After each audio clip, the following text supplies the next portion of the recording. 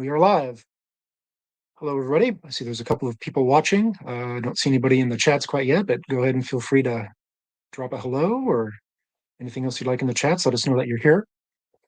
Before we bring on Jeff, I'd like to give a shout out to Cameron at Vegan for Kindness for some technical assistance. And I would also like to dedicate this broadcast to my friend, dearly departed friend, Tina Doe, whose birthday is actually today, if she was still with us. Jean, hello. It's great to see you here. Kate West. I see Kate West was here at 3:58 a.m., and so she's back again. That's fantastic.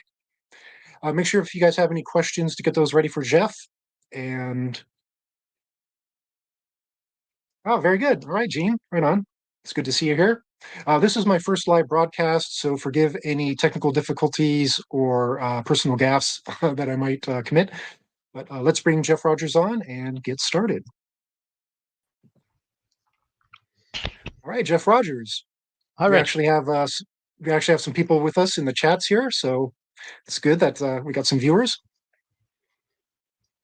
And so they'll be posting some questions if they have any. So you know, I'm hearing kind of an echo, but with a delay. And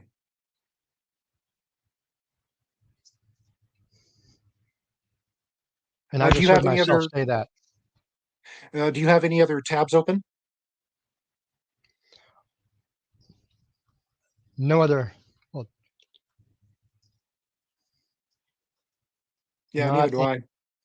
In this, but I also no other external audio. Yeah, neither do I. I'm not sure. CDA Activism is here. Yo, what's up? It's good to see you here. We just started and we're trying to figure out where the source of the echo is. There was a second StreamYard window. My apologies. Oh, very good. All right. Hey, would you like to give folks a little bit of an introduction about yourself, and we can get started? Sure. I'm Jeff Rogers, known as the Naughty Vegan. That's also my side business name. I'll tell you my history of my going vegan. I actually started originally for health reasons. I was noticing milk gave me gas. I thought, let me try cutting that out, see what happens. I'd also grown up with migraines and I had other headaches. And when I cut out milk, I got far less headaches and migraines. I started reading up on also less colds and flus. I started reading about other health aspects. Oh, sorry.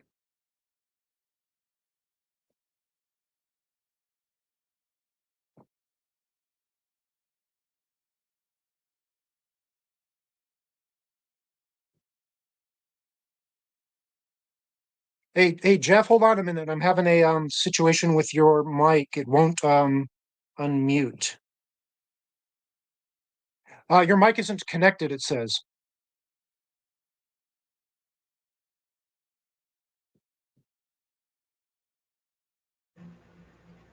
That's odd. There you go. I can hear you now. Okay. So how much of that did you catch? Just after you started talking about the milk situation. Okay, so I cut out the milk, and I started getting less migraines, less headaches, also less colds and flus, and I started reading about other animal products and the effect on health. Started, experimenting with cutting those out, going more and more toward plant-based eating, and as I did, I learned about the animal rights aspect as well as the environmental aspects of diet changes. And I was in Hawaii at the time and I connected with the Vegetarian Society of Hawaii, which is one of the largest in the country. And so I started learning more from them too and helping out at events. And I also learned it was in 1991. When I look back, I didn't call myself a pescatarian, but looking back at my history, I was actually pescatarian starting in 91. Last beefsteak or burger was in 1989. But in 91, I actually read the Essene Gospel of Peace and learned, it kind of supports, yes, we should be eating plant-based, but it also introduced this idea of not cooking our food. And I was like, well, I'm not ready for that. But that was in the back of my mind. And so when I moved to Hawaii, I'd already experimented with some raw foods. But moving to Seattle, I connected with EarthSave as well as the Seattle raw food community. And that was in end of 2000, I went raw. Hmm. And it was And how, 1987, I went fully vegan. well, it's interesting. One of the founders of veganism, Donald Watson, in one of his earliest writings, mentioned that they were actually interested in investigating the effects of cooking on food. So I think some of the founders were heavily influenced by perhaps the natural hygiene movement, which had been around for actually quite a while in America. So for you, you found it through health first, and raw foods came later, or did raw foods actually come first and then fully vegan? Um, just just raw food in the form of occasional salads and fruits and things. But I was uh, well. Now I have to wonder. I was fully vegan. I thought it was December '97. That was my last Ben and Jerry's, back when they had no vegan options. Um, and just for the record, I grew up in Vermont. I've met Ben and Jerry, toured the factory, Oh, so I used to enjoy a lot of their ice creams. But that was my last dairy was ice cream, December of 97. And mm, but it was 91 that I learned about raw food. And in Hawaii, there was a little deli that had some raw vegan options that I'd experiment with. It wasn't like a full restaurant, um, but I was trying those, and I had already read the Gospel of Peace, so I had that in the back of my mind. So yeah, the focus on raw wasn't until I got to Seattle, and I was already vegan. I see. And was it the Edmund? What was it? Edmund Bordeaux Kelly or whatever? His translations of the Essenes writing. Yes, yes. Yeah, yeah, I've read all those a long time ago too, like back in about 2002. Yeah. So was there anything in particular that made you go vegan? Was it something that you saw? Was it footage or an experience with with an animal or anything of that I, nature, or was it just strictly through health information? my path started with health, and I didn't actually um, a lot of people see a documentary and they just go vegan on the spot. I never had one of those situations, uh, but it was a real gradual, and then just learning all the benefits and how it also affects the animals and planet, which just confirmed eating plant-based and not using any animal products at all. Yeah. Well, hey, I want to give a quick hello here to Turning Veganese. He's in the chats. Make sure to get some questions for Jeff and myself if you have any later on. Post them. Go ahead and post them in the comments. So ice cream. So that brings me to your book. Did you have a history with ice cream, like as a child? Like was that a big part of your upbringing, fond memories, and that's why you kind of segued your raw foodism into and veganism into a writing a vegan ice cream recipe book?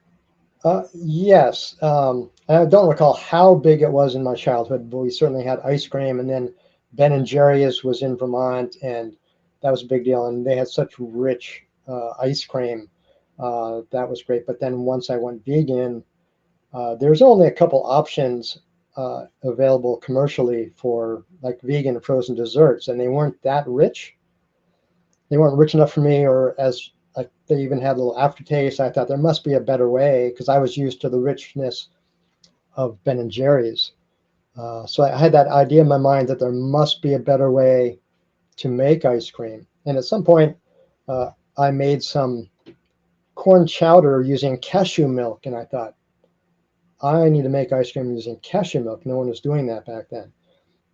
Yeah. And then so that was kind of the impetus. And it was in '99 I moved to Seattle, and I was planning the move, and I thought, okay, when I move to Seattle and get a job, I'll get an ice cream maker, and then I'll start trying some of these recipes. And the first batches I made were amazing, and I was like, oh my god, why is no one doing this?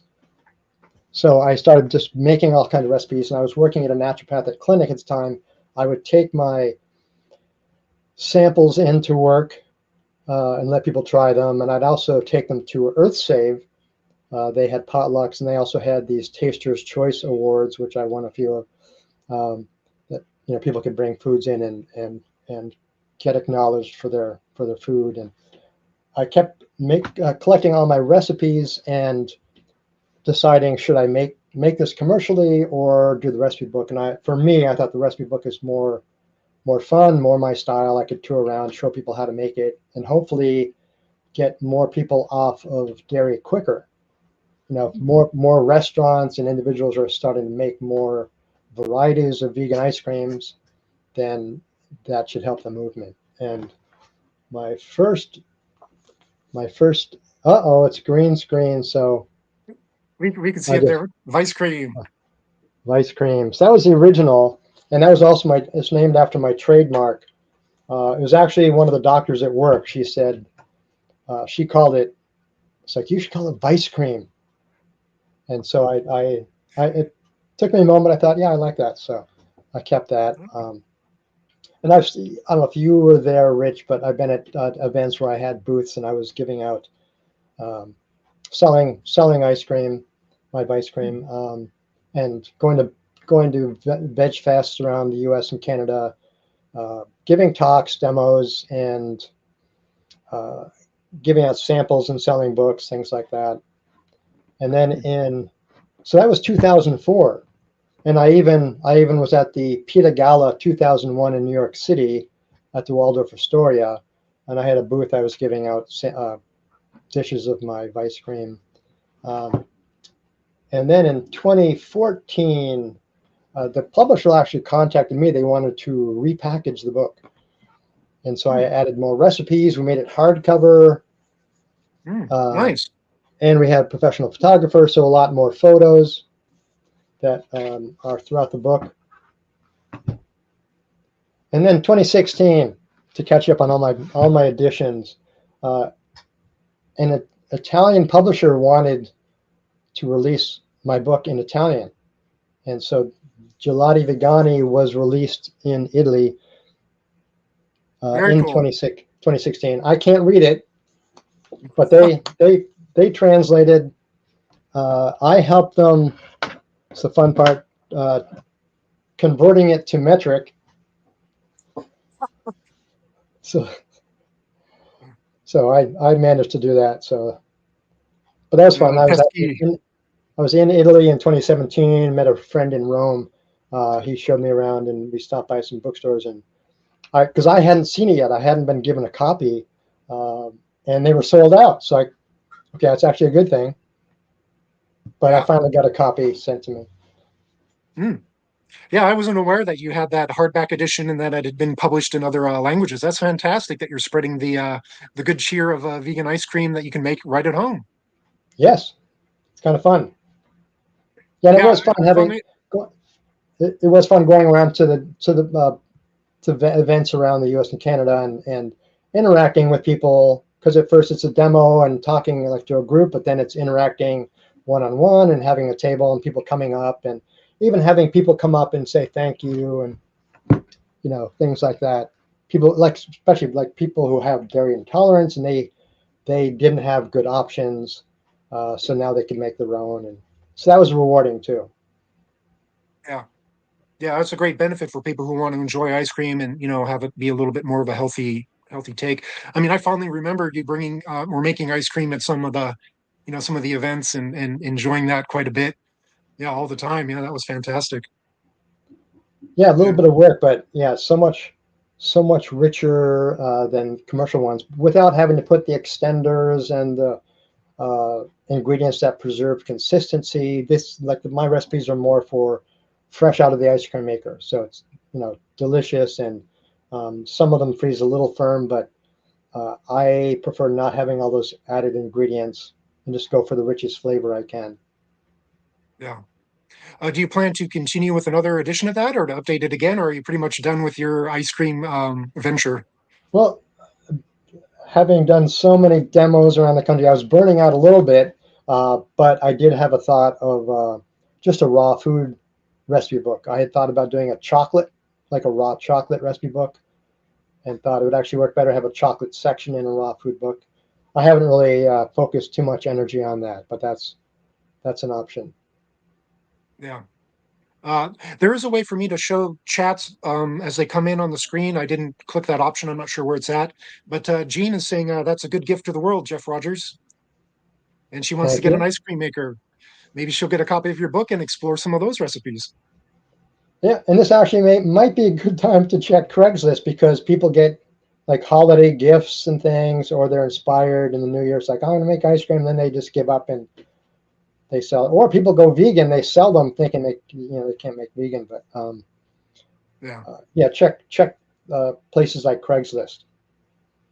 Leo Serrano says that you're making him hungry. Well, get a copy of that book and make some ice cream, and you can enjoy that as well. And if you Hey, want, I can touch briefly on ice cream makers that used to come up a lot in talks. The simplest are like the crupps where you freeze the top, um, and that's good for one batch. But then you have to refreeze it. You might be able to get two in a day. There's also the hand crank, which are fun. I use those for demos, but it uses a lot of salt and ice. But the the my favorite now, and I found a good one last year, is the self-contained one where you can make batch after batch. It self-cools. So those are the three main ice cream makers to look for, and you can find those used too. Very good. And you're saying your favorite one is actually the Krups out of those three? It well, the favorite is the self-contained. You don't have to freeze the unit. You don't have to use salt and ice. When I was Okay. doing when I do demos with an audience, it's fun to use the hand crank, and I make audience come up and crank. Drink it a little bit. Yeah, very good. Yeah. Hey, let's go back. I want to touch a little bit on the health aspects that brought you to veganism. So when you first started to go vegan and all those symptoms went away, and then you went to more raw foods, within a couple of years or a few years later, did you see another big change in your health or? Yes, I left out the high blood pressure because I in my 20s I got high blood pressure, and that was while I was living in Colorado, which is higher altitude. Um, and I moved to Hawaii, and initially my blood pressure came back down, but then it went right back up again. And as I went more and more towards plant-based, it came down so it went back to where it had been at normal. But when I went to visit friends or relatives in Colorado, which is high altitude, my blood pressure would go back up again. And so I have to go back on meds when I went to Colorado. But then as a raw foodist, once I went all raw and I was going back to Colorado, I thought, well, let me check my blood pressure, and I checked it; it was normal, and I felt a lot better even than when I lived there. Uh, I even went out and did some wind sprints. It's like I'd never done that in the 2.5 years I lived there. Uh, had more energy in my body, seemed much more efficient. We even went to the top of Pikes Peak, which is 14,000 feet. And like everyone else in the family, like couldn't move around much or had to just, stay near the parking lot. And um, I, I was walking all over the place. I felt great. So I really noticed that my body could adapt better to the altitudes on the raw food as well. That's one of those little things that I noticed on raw foods. Hmm. Yeah, that's very interesting. Did you ever? I know that you get regular blood work done, and that you were seeing a doctor regularly for many years and getting blood work done. Did he ever give an explanation as to why that would be with the blood pressure? I don't remember if we talked about that because I had already overcome the high blood pressure probably maybe even before I started seeing him. I But see. he always seemed to view my blood test as one of the best in his office among his patients. Hmm. And we can tell your listeners that vegans tend to have low white blood count. So a lot of doctors would be maybe concerned. It's like, oh, we have to watch that. Something's wrong. But one of my first talks that I went to was Peter Burwash with the Vegetarian Society in Hawaii, and one thing he said was that he was saying in his talk that the white blood cells of vegans are far more efficient. That's all he said about the white blood counts. But afterwards, I talked to him. I said, "Is that because I'd already had a test with low white blood count?" And I asked him, "Does that mean I would have low white blood count?" He's like, "Yes, yes. We tend to get low white blood count, so that's common." Hmm. Oh, wow. Gene is asking, do you have a name brand for your favorite ice cream maker? Do you actually know the name brand?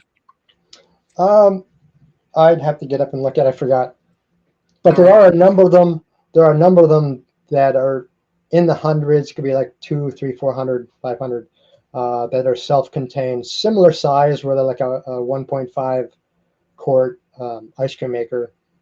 And it's really handy, not as messy as a salt and ice, and you can keep doing batch after batch. Hmm. All right. I think So it with might be a Cuisinart. mhm. So with your experience with raw foods, I know there's various approaches to raw food. There's even like a keto, raw food that you can do Mhm, if you want to explore a keto thing. And there's, of course, Doug Graham's take on it, and other proponents of like a higher fruit, lower fat. And then of course mhm, there's a gourmet approach that involves a lot of fatty nuts and seeds and mock, things. What's your mhm. approach to raw foods, and have you experienced other approaches? Uh, well, a lot of people may have heard of Doug, and he touts 80-10-10, so 80% carbs, 10 protein, 10 fat. And I kid with people that I do the 10-10-80 diet, so 80% fat. But no, I don't focus on any percentages and things. It's more intuitive. I eat a lot of salads and fruits. I make dressings with pine nuts or cashews, so it's more gourmet. And when I do have access to gourmet restaurants, uh, I'll indulge. So I don't really limit myself, and I also eat a fair amount of raw chocolate and kombucha. So I call it raw junk food, where it's still far healthier, far more healthful than the foods I ate decades ago, um, and even kale chips. So I don't eat any of the junk I ate a long time ago, but um, I still indulge in what I call raw junk food, raw vegan junk food. Yeah. Does any cooked food sneak in occasionally, or are you completely, I know you've been around for a long time. Mhm. I don't cook any food, and I don't typically eat cooked foods. There's a few times I've just experimented, and in recent years, people are talking about like, oh, you should have food as like backup, have a storage. So I got some, and even got some canned goods, and I tried one with a big salad, like a can of vegan chili, just to see how it affected Mhm. me. So I don't actually Yeah. look forward to eating uh, like beans and rice and things like that. But I have some as backup. But I was curious, and um, I may have felt a little sluggish. So I'll stick to raw foods. Very But good. and my oven and stove is unplugged. It's been like that for years. So it's just Mhm. storage. It's another And did the cabinet. right? Did the did your doctor ever bring up any concerns about it, or try to like, talk you out of it, or send any sort of information your way to kind of Uh, challenge your paradigm? no, he's a naturopath, and he was very open-minded and would tell me kind of like, well, the mainstream thinking is this, um, and like I don't remember the ingredients in the blood test, but a couple were low, and he says these are um, the smoking gun suggesting like low protein. Even though I bike and I walk and I can lift heavy things and have never had an issue, and he's known me for like over 20 years. Um, but then my question is like, well, these blood tests are based on like comparisons to people on standard American diet. So is it possible that this is more ideal? And he's like, well, yeah, that is possible. It's like the stuff is just not floating around in the bloodstream to be picked up by the blood test. It doesn't mean necessarily that it is bad. It's just been interpreted that way. So we as raw foodists would actually have to have like a healthy set of blood tests to compare to what we have. Kate is saying that vegans always look healthy with perfect glowing skin. Yeah, Thank very you. good. Would you believe I'm 85? No, just I'm kidding. I'm No, kidding. I wouldn't believe, but well, tell I'm us, how old are you? 62. 62. Very good. Mhm, And I know you're, like you said, you're still very really active and all that sort of thing. mhm. Have you? So in mainstream medicine and kind of mainstream media recently, they've talked about like as you get older, you might want to increase your protein intake because it's not utilized as efficiently. And of course, they're referencing cooked proteins and all that sort of thing. Mhm. You haven't really experienced that. You haven't experienced any muscle wasting as you get older. I mean, you haven't increased your protein intake. No, no.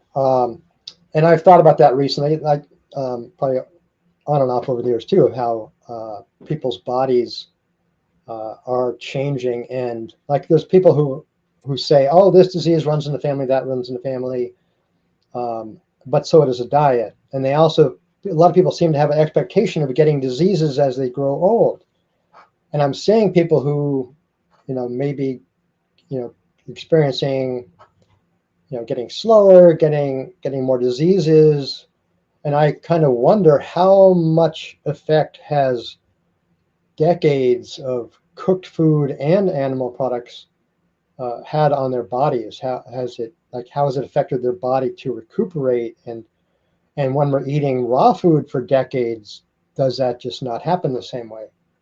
I kind of suspect that's more the case. If we're like getting less toxins in the body, less cooked food, animal products, things that deteriorate our bodies.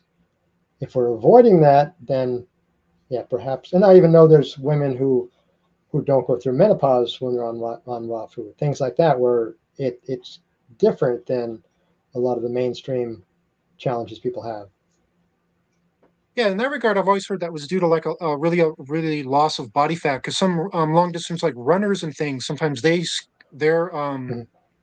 they don't have a period or their menopause is a little bit different because of such a low body fat percentage. That could be, and I haven't researched it that much.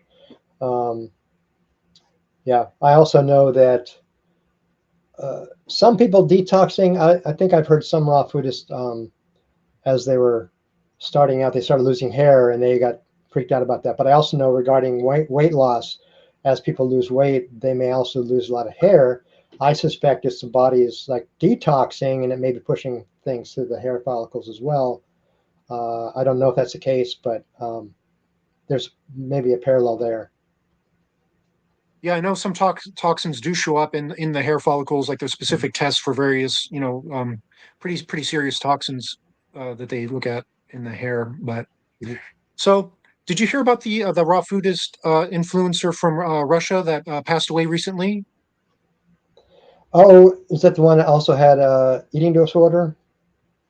Yeah, she seemed to be a little bit of an eating disorder, and she didn't really want to like drink water or anything. It had some, some ideas that might be not so healthy in regards to the variety of raw foods, like the very Mhm. strict, you know, um, Mhm. so a lot of people who aren't vegans use that as kind of like an avenue of an attack. Mhm. And of course, raw foodism isn't part of veganism, right? You don't have to be a raw foodist to be vegan. You can incorporate it as much as you want Mhm. or not. But of course, people like to attack her as being a vegan and it was unhealthy and she died because she was vegan. Do you have any thoughts on that? Yeah, I didn't go in depth researching that, but I did read that she had some other illness that was That's what may I have heard. been the actual cause of death. Um, and I know that the media does like to attack raw foodists. There's been cases over the last couple of decades, um, and sometimes it's just really bad, like parenting. They're not feeding them properly because one was a child of vegans, I think. I don't know if it's raw Yeah. food, but they were just not feeding them properly. weren't even giving the baby breast milk, and the media seems to seize opportunities like that to just trash vegans and raw foodists. I think they don't really want us healthy. That's what it seems like. Well, there's a lot of money to be made and, a lot of things going on with that. That's for sure. Yeah. So what do you feel about an approach of like, raw till four, for instance? Have you heard of that? Yeah, I've known people who do that, and yeah, so it's like most of the day raw and then cooked at dinner. And yeah, everyone has to make their own choice. They're still getting a large percentage of raw and far more than most people. Um, so I recognize there's benefits to the raw food. So even just having a majority of raw food, I'm sure people are going to notice the the benefits. And a lot of those people have gone all raw, then they kind of back off so they can include some cooked food, whether it's for social reasons or they just miss hot foods. I'm sure those people who have been all raw recognize the benefits and so intentionally keep high raw. And most of the people in Seattle in the raw community are high raw. Yeah, that's what I would consider myself now. After about 7.5 or 8 years of being completely raw, I decided to, be not completely raw, but still high raw. Mhm. And yeah, it works well for me. I mean, raw foodism is a diet that's, just like any diet, it can be approached incorrectly or with a little bit of, study and a little bit of thought and time. It can be done in the correct way as well. So, what do you feel about people who who are raw foodists and vegan, but then they have a bad health outcome because their diet is so restrictive, usually a caloric restriction? They throw the baby out with the bathwater, as opposed to maybe changing their dietary approach or adding a little bit of cooked food. They just throw veganism under the bus and say it didn't work for me. Oh, Yeah. Any yeah. thoughts on that? Or Well, I think many of the stories I've heard over the years, outreaching or just like chatting with people, it's often when they first start vegan. Oh, I started vegan, I got sick. Yeah, clearly it's not good for me. yeah, And perhaps not realizing the body might be taking advantage of better diet to detox, and that people might mistake detoxing for, oh, that diet made me sick. And that's, we've heard, I'm sure you've heard that a lot in the raw food community, hearing people when they go raw, they start detoxing. And so we often will tell people that ahead of time so they can be aware of that. The body's like, okay, I'm going to take advantage of this, detox, clean stuff out of my system. So I've heard more of that. I haven't heard as many people going like a little longer term, whether it's months or years, and then quitting because they think it's unhealthy. yeah, And, and okay, yeah, I will say that, yeah, one difference between people who've started for health uh, and and who've started for animal rights. Um, the animal rights activists, they're just like vegan. They don't go back and forth. yeah, And then the people who are experimenting to see how it helps their health, they're more likely to not stick with it. I mean, if anyone who's not going to stick with it, that would be the category. I happen to learn about, like I talked earlier about, recognizing the animal rights, and so I have, yeah, no interest in going back. yeah. It seems like a lot of the influencers who are into raw food or even into just veganism. They just treat it as a diet, and it's kind of a popular thing for them to do at the time, and it increases their subscription, and then at a certain point they throw it under the bus because, like you're saying, it's for them it's more about just the health aspect of it, or even possibly some of the environmental benefits of it. But as soon as they start to have any sort of problems, as opposed to changing their diet a little bit, they just they get rid of it because they're not into the animal rights part of it. Right, and a lot of people say they were never vegan; they were just plant-based, Yeah, and that's a misconception. Um, like people are, when it's diet, that's plant-based. It's the full commitment to like not exploiting animals. That's veganism. yeah. There's a lot of that going on, especially in the YouTube space, where people are like, "Oh, they were never vegan to begin with," because it's an ethical stance, it's a moral Mhm. position, and how can you just change your morals that quickly? I mean, if these people are feeling that they're having a bad health outcome, that just might take precedence over something like that. I can see that. It doesn't necessarily mean that they never had those ethics in their mind that whole time. So it's just kind of a strange thing to think about, if the person can flip flop on their morality like that easily. And I think it is an Yeah, important distinction that plant-based diets and veganism are two separate things. Like, you can eat a plant-based diet and still buy a leather coat, still use cosmetics that are tested on animals, and not even worry about any of that. And that's plant-based for sure. And there is some confusion in that regard in the media, I feel. yeah, and also there, fear factor can be a big factor where people are brought up being taught, oh, you go to the doctor, you're eating animal products, and a doctor says, oh, you need to go back on to animal products, you're going to get sick, and so people often have fear about going off of animal products, even if we're better adapted to be eating plant-based anyway. Um, but I think that pressure and that fear can make people easier uh, to flop back to going on to animal products. Yeah, I mean, I always feel it's a good idea that if your doctor gives you one opinion, and it seems kind of like it might be a little bit biased, or he's just unaware of, Hmm. some of the, some of the studies and some of the science behind it, that it's always good to go get a second opinion and possibly even seek out a plant-based or a vegan Hmm. health practitioner who's more in tune with that, sort of thing and has more information in that regard. True. Yeah. And even when in Hawaii, when I was moving towards veganism, um, and I was almost entirely plant based, or even maybe I was plant based. Uh, my naturopath was encouraging me, well, maybe at least have fish once a week. So even he was pushing that, but then it's like, nope, nope, I'm not going to do that. I Was there was a fine. particular thing in Was there a particular thing in the fish that he was wanting you to get, like the DHA or the EPA or whatever it is? I I don't recall the specific. That was a long time ago, so Yeah, yeah, yeah, I don't recall if that was anything based on a blood test or just something that he had a concern of. But even back then, I was doing a lot of biking and stuff, and a lot of walking, hiking, and yeah. no protein deficiency. Yeah, I mean, I lost a lot of weight when I initially went raw, and then I gained some back, and then just stayed level the whole time. But my activity level was fine. I could still go hiking. I still practice martial arts quite a bit. I walked a lot, and all that sort of thing. Though I did look rather skinny, but you know, I felt really Eh, good and recovered quicker as well. Yeah, and you're also being compared to people of standard American diets. There's okay, so a lot of you people watching may have heard of the Bizarro comic strip. Dan Ferraro, the author of that award-winning comic strip, he's vegan and he sneaks a lot of stuff in there about animal rights, veganism. He had one that I remembered. Uh, a woman comes home like from college or whatever from the holidays or for the holidays, and she's slender, and then there's like two very large parents and a very large sibling. They're all looking at her. Are you okay? You don't look well.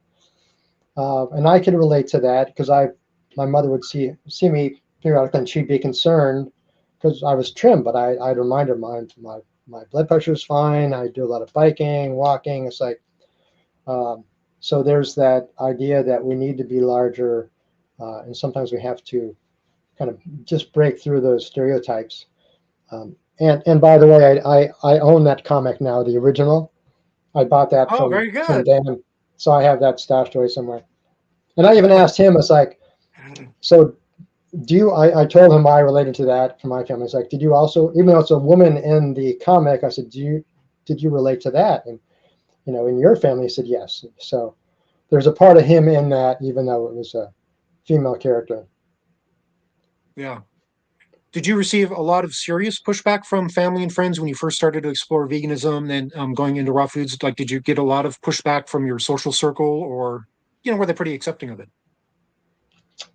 Well, it was mainly, I think the one that comes to mind is my mother. She'd visit me in Hawaii every 2 years, and we'd greet at the airport, get a hug, and then it's like it's like you're too thin. Are you okay? It's like I'd go through the same spiel, and every time, and finally she stopped doing that and was more accepting, and just took her Yeah, a while.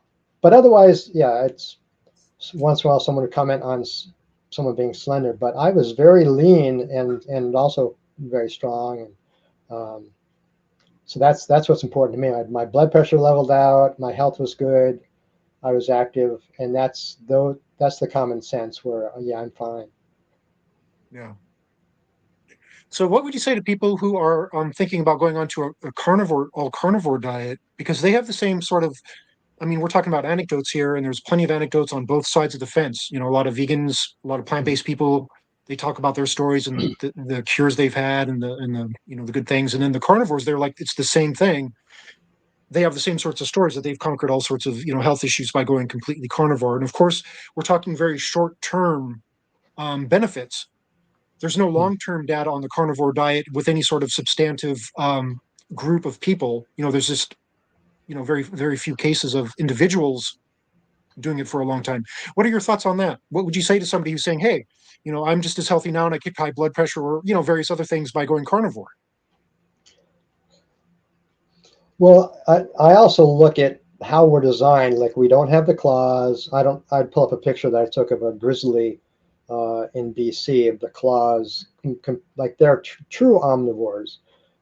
Looking just at the body, uh, and we don't have the same, the jaw structure, the teeth, and the saliva, and I know people have problems with ketosis, um, and that can leave acidify the body. We're supposed to have an alkaline body, and it's the plant based gives us the alkalinity, not the carnivorous diet.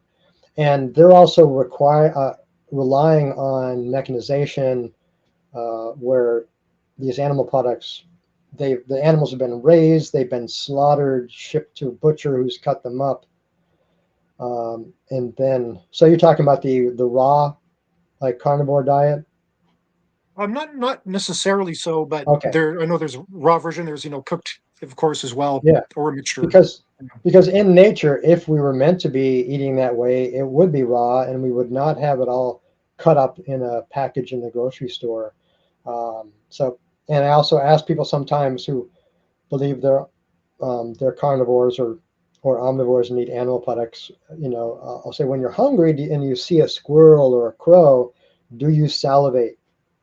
It's like, and do you have an instinct like you just want to lunge at it and grab it and just take a bite? And most people are grossed out by that. So Most those are, people, huh? yeah, most people. Yeah. So Yeah, yes, it doesn't, and it certainly doesn't resonate with me. And a lot of people, they see a squirrel, they admire it, and they're not wanting to take a bite. And um, so instinctively, we connect with the animals, but we don't want to kill and eat them and tear them apart. So. yeah. It's always a very highly processed, thing that goes on with an animal product. And then, of course, if they're cooked, there's usually some flavoring added, which is often plant based or spices. They're trying Mhm. to make it taste like something else. And Mhm. most people have an aversion, like you're saying, they don't want to kill an animal or anything like that, and they're kind of squeamish about it or shy away from it. So I definitely think for the for most of humanity, it's not in their nature to do so, Mhm. and it's just kind of been culturally, Mhm. put upon us, and we're brought up with it. And And it seems normal, but yeah, and similarly, we've been like cultured away from a lot of our natural practices. So a lot of people like wouldn't, if we went into the woods, we wouldn't necessarily know what to eat. Where I'm sure at one time we were more intuitive, and it was passed down like which plants we can just grab and eat as we forage. And mhm. one thing I do like to tell people sometimes, reminding them regarding, like cavemen diet.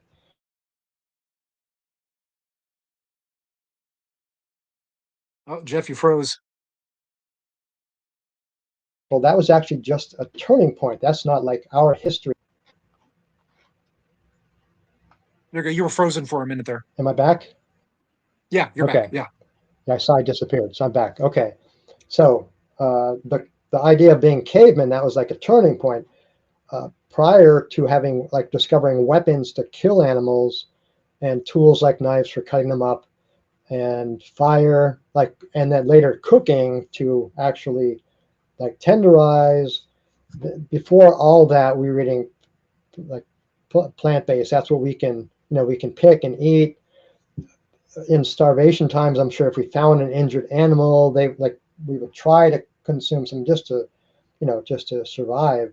But in a Yeah. case now where we're not in a survival situation, and I also suggest that the the biggest motivating factor for discovering the weapons was self-defense, because our ancestors would have been prey animals. We'd be running from lions and tigers. So the biggest inspiration would be to protect ourselves.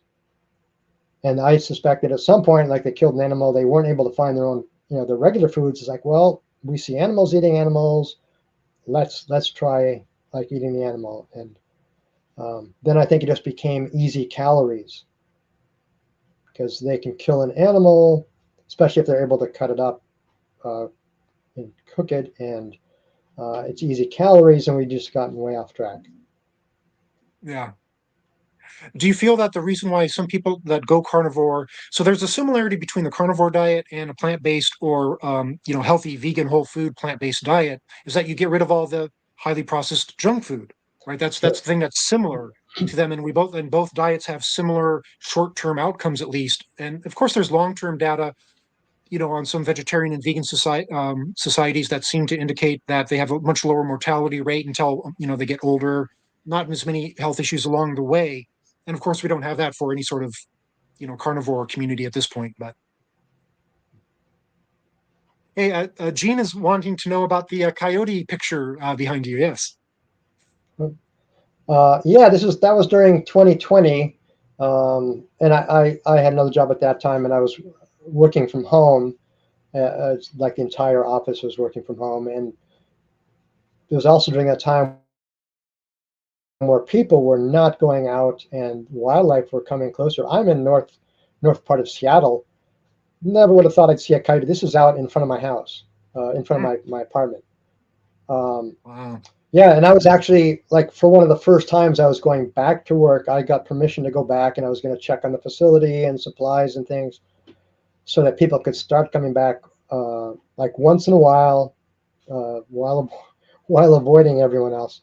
Um, and it was like 6:10 in the morning, and I heard crows going wild outside, and I looked up out the blinds, and like 10 feet, it's over here, like in the lawn, about 10 feet from me, facing the road, was this coyote, and he or she was just looking around, and all of a sudden started howling, which was really cool. But my Oh. adrenaline was going. It's like camera, where's the camera? And it's like had to find that while being quiet, and then I tried to take a couple of shots through the blinds, and he turns around, sees me, and starts kind of running over around the house here. And I opened the door as quiet as I could, uh, and I think it's probably a she. She ran around the corner, and I was like, and she came back and stopped there. So I actually Oh. shot that through the screen. I By the time I got like the door open, she ran around this car and just I think probably headed toward the zoo. Yeah, and I also saw a bobcat over on the other side of Lake Washington. So seeing more Oh. wildlife. Yeah, so never would have expected coyote, Yeah, but I've seen gorgeous. coyotes. And Yeah, yeah, beautiful. Yeah, I've seen coyotes in some neighborhoods, and I've seen bobcat. That was down in California actually when I encountered them. But yeah, fascinating. So this brings me to a point. So there's a certain subset of vegans who have got onto this extending the morality of rights to moral patients in the wild, and they want to start to cull odd order predators. What do you feel about that? Being a vegan, hearing that.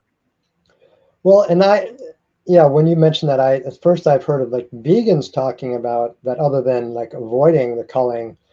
Um, Usually, when I hear of culling of predators, it's to protect the humans and their pets, their companion animals, like for selfish reasons, or there's pressure from farmers to protect their livestock.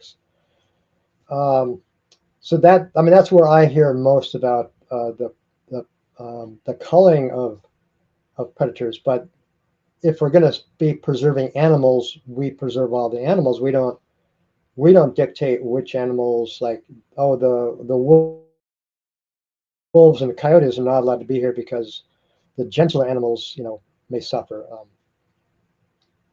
But what do you think? Well, I mean, my pre-reflective intuition is to be against the killing of these moral patients in the wild, Mm, partly because I've just really admired them, mm, and their place in the whole system of things. mm. And I mean, they have their own rights, right? Like it's not their fault. They Yeah, don't have a choice to go to a grocery store. They can't be reasoned with necessarily. So it's just within their nature. Like I don't feel that they're committing any sort of rights violations, especially they're not doing it Right? consciously. It's No, it's just what they have and to do. like I said, it's when I hear it, it's usually the humans and even hunters, which I did want to bring up, um, because uh, a lot of hunters will say, "Oh, we need to, keep the population of deer or other animals in check." But when you're removing apex predators in nature, then of course the other animals are going to proliferate. So let's just leave the predators and try to honor each other's space. Yeah, in some of the writings of the founders, they actually, I think the way they put it was to restore animals to their natural place in the wild. Like it was never a thought to extend the relationship that the vegan society is trying to change between human and non-animal to or human and other non-human animals to strictly non-human animals. Like that seems to be an extension of like a human supremacy or just feeling like our morality is Mhm. superior to what's happening. Yeah, I'm not Yeah. for it, but I understand how it's logically consistent, and perhaps that's something that vegans can talk about later on after we get rid of some of the more pressing issues. But I think it's a fascinating discussion. I just started to hear about it about 2 years ago. Actually, is when I first Mm. encountered it. Yeah. And where do you draw the line? Like sometimes herbivorous animals kill each other in mating, or sometimes elephants and other animals, they'll eat animals, like giraffes eat bird nests, I've heard. Sometimes herbivorous animals do eat other animals, just because like you're saying, like they find like we used to do, like we'd find them in the wild, and if you're hungry, Mhm. hey, try it. Where do we draw the line? Do we start to go into the oceans? Are we going to start to kill orcas and dolphins and whales? Like this doesn't make any sense to me, really. And a lot of the vegans who talk about this, they say they don't necessarily want to extend it into the ocean realms because it's a much Mm. different ecosystem there. But initially, I'm against it, yeah, for sure. But I mean, I can Yeah, appreciate the moral consistency of it. and But the greatest imbalance is humans, yeah, using animals, and the damage the animal agriculture is creating on the planet. And like if we could if everyone went vegan, we could reforest so much land. There'd be plenty for the wild animals. And I believe it's around 45% of the plastics in the ocean come from fishing. It's like if we left all the fish alone and took all the like the fishing vessels and all the nets and everything back, we could have such a better balance in the oceans and on land, and just give the animals their space. yeah, that's the thing that I think needs to happen as well. Like we just need to step out of their realm and just leave them be and let them have their own, interactions and not really be involved too much in that.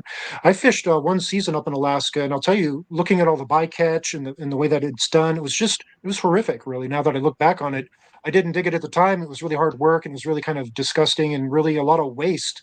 It was amazing. It was really bad.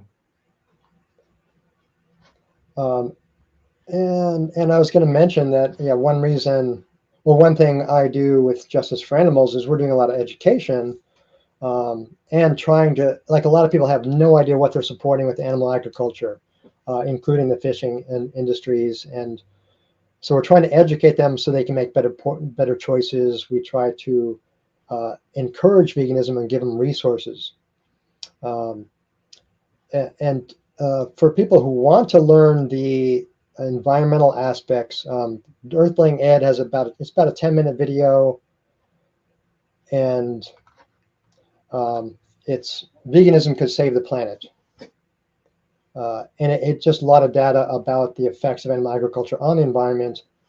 And it's yeah, adds to the motivation for going vegan.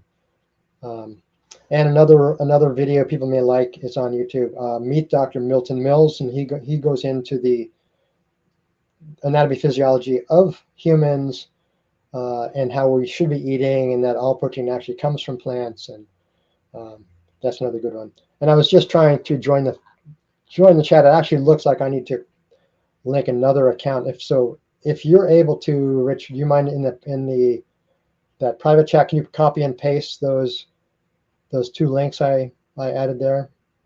Yeah. I'll do your So website first here.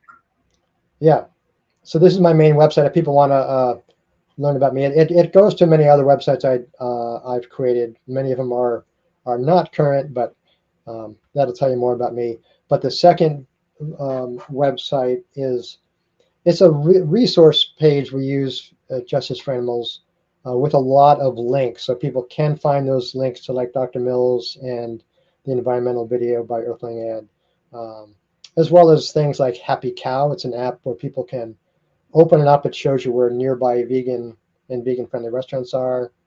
So it's a good list of resources, and it also has links to the websites for Justice for Animals. Okay, there's one of them there. Let me grab the other one.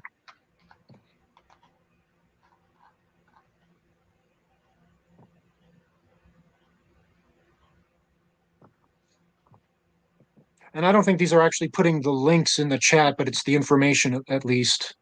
Oh, I do see the link to jeffrogers.us. Okay. So it may not be a hot link, but they can be copied.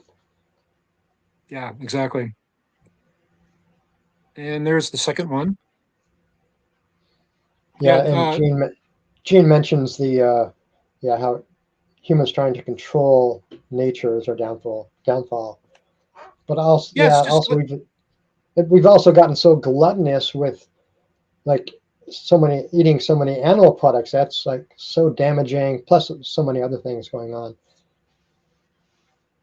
yeah. I mean, that seems to be the root of the problem. When you read some of the writings of the founders and all the earlier proponents of veganism, from 1944 onward to about the mid 60s or so, or even a little bit later, they talk a lot about it being a movement that actually could help evolve humans' consciousness on the planet. And one of the original or the first definition of veganism by Donald Watson was to stop the exploitation of all sentient life, not to be a part of it. They didn't distinguish that it was about non-human animals or whatever. It was about all sentient life. And of course, I think they dropped that language later on, and they just say instead of sentient life, they just refer to animals, which is interesting because most animals are sentient, but like a sea sponge or something, maybe some other animals aren't sentient. So I often wonder if they changed that to just to include all animals, because that kind of leaves a little bit of wiggle room within our consciousness where we could start to apply like a human supremacy to other things, because that network is already in our mind about, well, Mm-hmm. we can do it to these animals, these non-sentient animals. Mm-hmm. I often wonder about that, and I've never heard anything about that though. Well, yeah. So many different layers, and even I think you mentioned in texting the like the oyster. I think you're referring to oysters and clams, things like that. Yeah, and Yeah, those yeah, where the sentience of the animals still a little bit in question. I mean, I think it's pretty well established that they have a certain level of sentiency. mhm, But some mhm, vegans, like some vegans, do eat bivalves, because in their view, that's not compelling enough evidence. So they're like, well, I'll eat them. I'm not right. sure about that. I don't do that. I wouldn't do that. I wouldn't Yeah, recommend that unless maybe, you have a serious need to do it. true. And yeah, I'm same way. I'll stick to plants. Yeah, plants, maybe a simple supplement. You know what I mean? There's ways to figure it out without having to even, you might as well just apply the precautionary principle. Like if we find out later on that the oysters and the scallops and the bivalves are sentient, then I think a lot of vegans might feel a little bit bad about their decision, and not giving them the benefit of the doubt, at least until the jury's really finally in on Mhm, that. mhm. Yeah, and Yeah, I look at them and yeah. I see a form of animal, so I let them be. So you don't base your veganism or your do you have a proprietary definition of veganism that's your own, like, or do you follow just basically the vegan society, or do you have a definition that you prefer? Uh, I I haven't. When you were talking about this talk, I started looking at some of the history of it, and I've seen it before. Um, I, I just don't want to exploit the animals in any form, whether it's for food, clothing, or entertainment. Um, Try to minimize any effect on them, but I don't have a specific uh, definition for myself. It's more about not exploiting animals and not using them for any of the things I mentioned. Yeah. And you don't base that on sentiency then. It's just if it's an animal, it's off limits. You're not in the camp of like, well, if it's not sentient, then we might as well do what we want with it because it's like interacting with a No. rock. And in conversations, I often talk about sentience, um, and especially when outreaching and people have questions or ask like, "What about this animal, that animal?" It's like, well, they're sentient beings. People aren't usually talking about um, the oysters and things, but um, yeah. So I don't really, I haven't really defined it like from my own like definition, but if I follow what's out there and leave the animals alone. Yeah. Well, Yeah. tell us more And, about your activism. What? Oh, I'm oh, sorry. sure. No, I was gonna say, and I like to document animals. Yeah.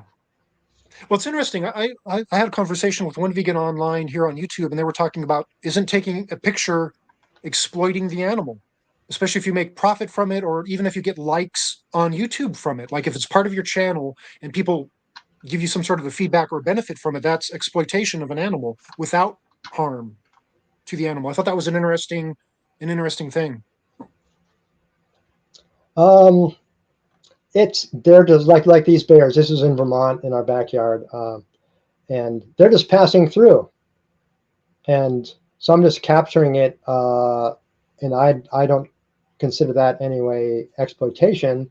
It's sharing the beauty without harming them in any way, without interfering.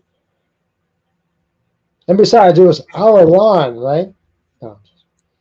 And I mean, you're not making any money off these images, as far as I know, or you're not like, it's not a commercial venture for you taking these pictures and sharing No, them online. no, and if I, and I wouldn't avoid doing that. Like if I had enough pictures to make a book, I would share that. Because really, let people enjoy animals without putting them in zoos, things like that. Um, and yeah, and there's also the hunters that like yeah, it's disturbing to see like animal heads on people's walls, things like that. It's like no, just take pictures. This is the only way we should be shooting animals is with a camera. Yeah, through a viewfinder, through a lens. Yeah, very good. Hey, tell us more about your activism, and how that came about. How long have you been active? Well, when I was in Hawaii, I wasn't really an activist. I was volunteering with the Vegetarian Society, so that was kind of my beginning.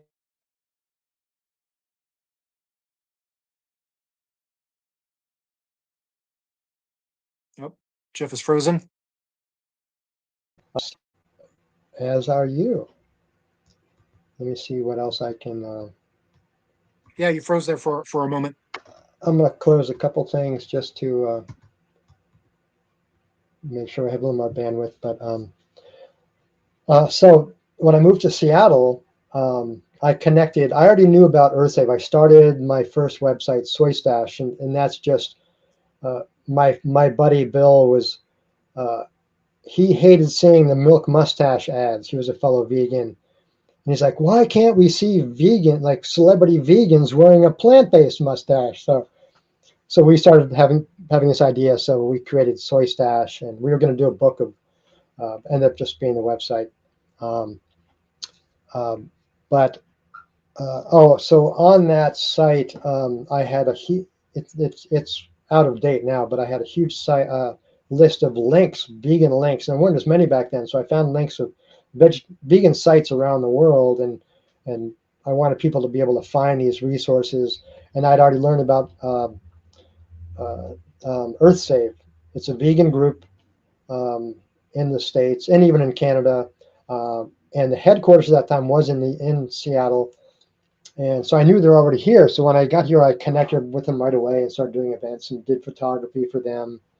And then animal rights groups started asking me to take pictures of some of their protests or marches. Oh, And yeah, I've done a lot over the years. Um, and so I started doing more and more like National Animal Rights Day. That's one where they're holding animals, and a lot of people are holding signs. It's like almost like a funeral for the animals, just honoring all the animals that are lost. And then Anonymous, I learned about Anonymous for the Voiceless, and I was like, always wanted to take photos of them. And I realized we had a chapter that had opened recently here. I think that was 2018.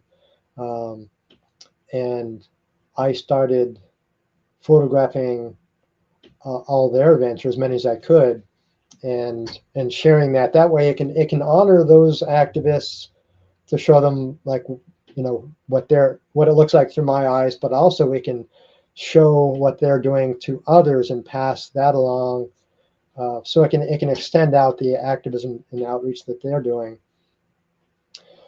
And then, so my preference was when, like, people would come up. So just to give people a rundown of what happens, people would be holding a video screen which had animal agriculture footage, like slaughterhouses, different animal industries, just on the video screen.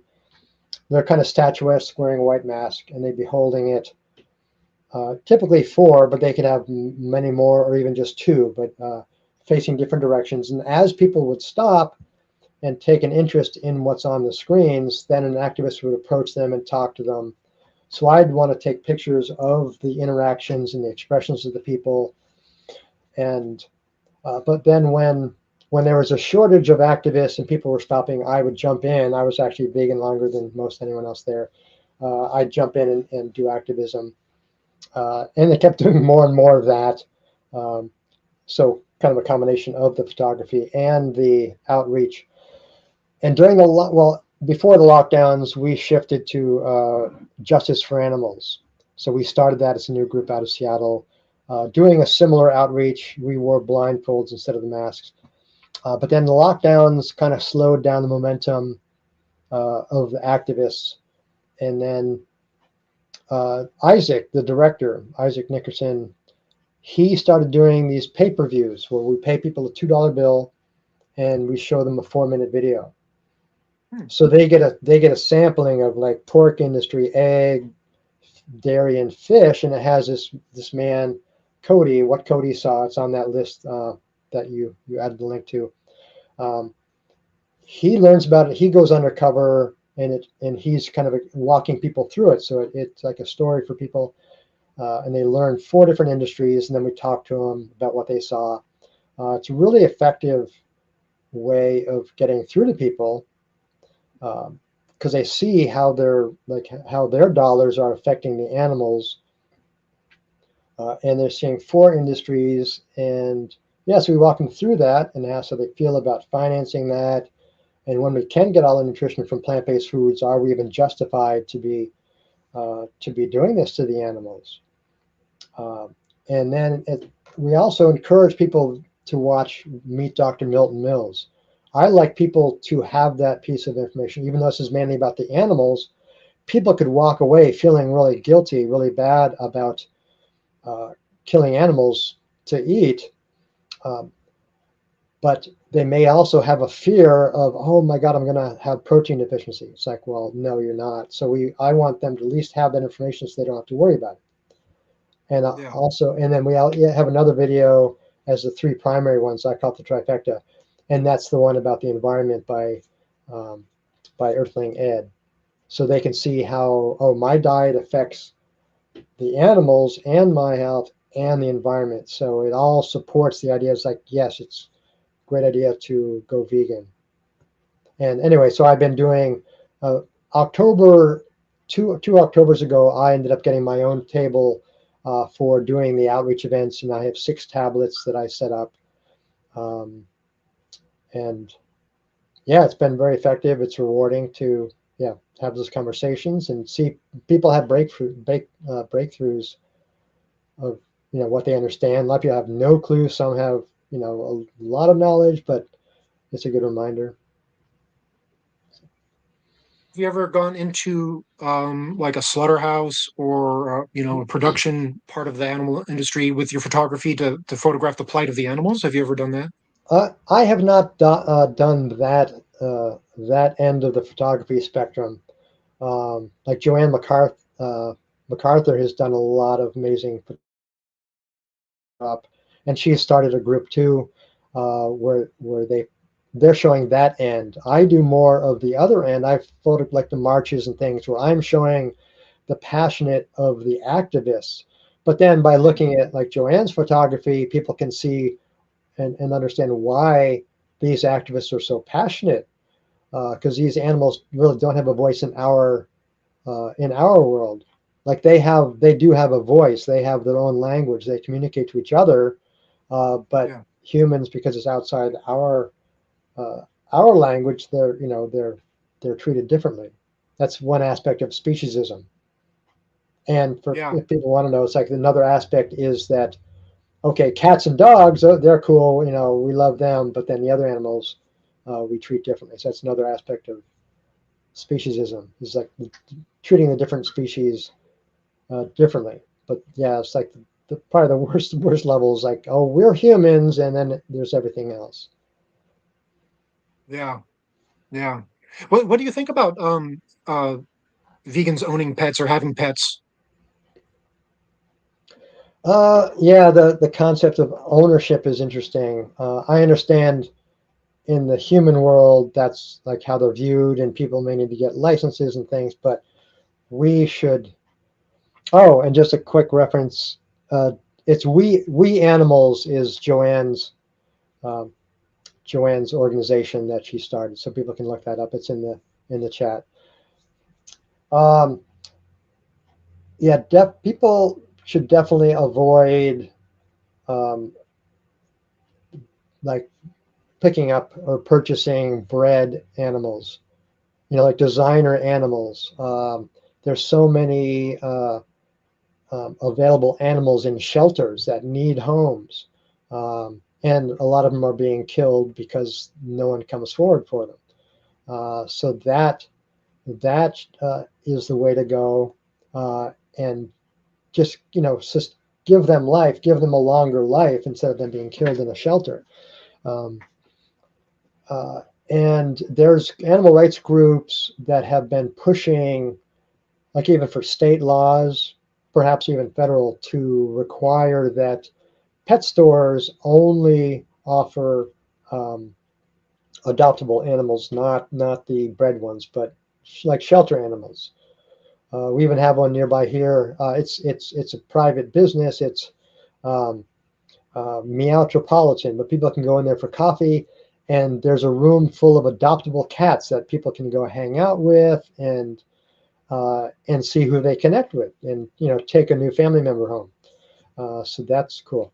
And I don't remember which cities have already, or cities or states have already made changes. I'm thinking California to the like the selling of pets, but there are some areas where they have changed to okay, you can only sell like shelter animals. Hmm. So that's a step in the right direction. Yeah. And Hey, and let me say what are hello your to a thoughts? couple. Oh, sure. Oh, let me say hello to a couple people in the chats here. It's Vegan for Kindness, Cameron. He swung by. Says he'll be back when he's on his break if he can. I see the 40-year-old vegan has shown up in the chats. It's great to see him. I see him in the chats all the time in a lot of the YouTube channels. It's great. The Yeah, I mean, I think youngster, having yeah, the 40-year-old vegan, yes, youngster. he's just a youngster. I mean, I think having animal companions, that come from that have been rescued or from a shelter. I mean, I think that's great. You're helping them out. You give them as much autonomy as you can. They're in your circle of compassion. Mhm. What do you feel about people who have like a cat and they let the cat out and the cat starts to kill birds and bunnies and rabbits and things like that? Are you a proponent of vegan cat and dog food? Yeah, I would if I had a companion animal. I would, yeah, I'd be looking at uh, the vegan options. Um, yeah, the and when I was growing up, we often had like a dog and a cat, and we had a Siamese cat that ended up. Uh, I think my parents had plan of having the Siamese cat bred, so we'd have purebred Siamese, but she apparently had other plans, or at least a neighbor cat like a mile away did, because she had some black half Siamese babies. We ended up keeping one of the daughters, uh, but they were quite the hunters, and we lived on a lot of acreage up in the hills in Vermont, and I think they had each killed like 4 rabbits. So given the opportunity, they will do that. Um, I haven't really, and I haven't really talked to other people what they should. I don't tell them what they should or shouldn't do. Um, because that's the instincts, that's part of their instincts, and also what if they're missing nutrients, they may be driven by like a need to get something. So I have mixed emotions about that. Yeah, I think one of the main things with cats in particular, I mean, vegan dog food has been successful. It's been around for a very long time. There's different companies that have different formulations, but there was a particular thing in cat food. I think it was taurine.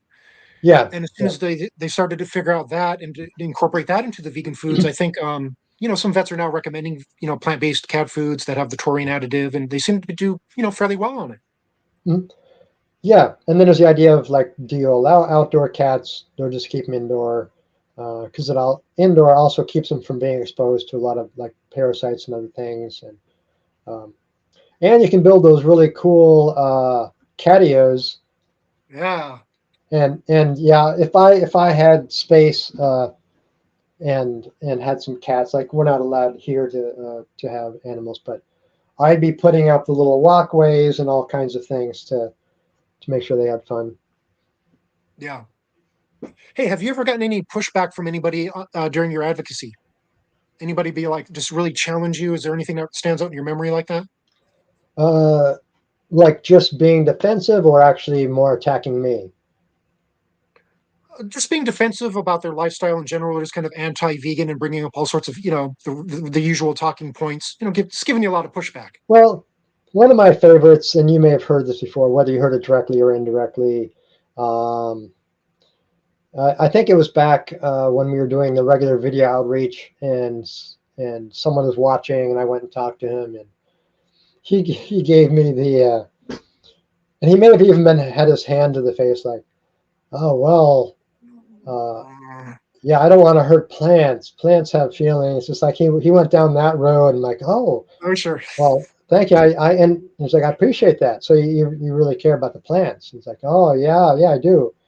It's like, oh, well, something you should know. Well, do you eat beef? He's like, yes, I do. It's like, oh, well, it takes 34 and a half calories of plant-based foods to feed to a cow to get 1 calorie of beef. That's the equivalent of feeding one person 2,000 calorie meal of beef, or 34 people a 2,000 calorie meal of plant-based food. So when you eat that beef, you're actually killing 34 times more plants. So you may want to reconsider. It's like, oh, look at the time. So I think he thought he had this great challenge for a vegan, but yeah. So he's like, yeah, okay. Well, it's easier to follow, That's, just follow your habits and tradition than it is to follow an argument.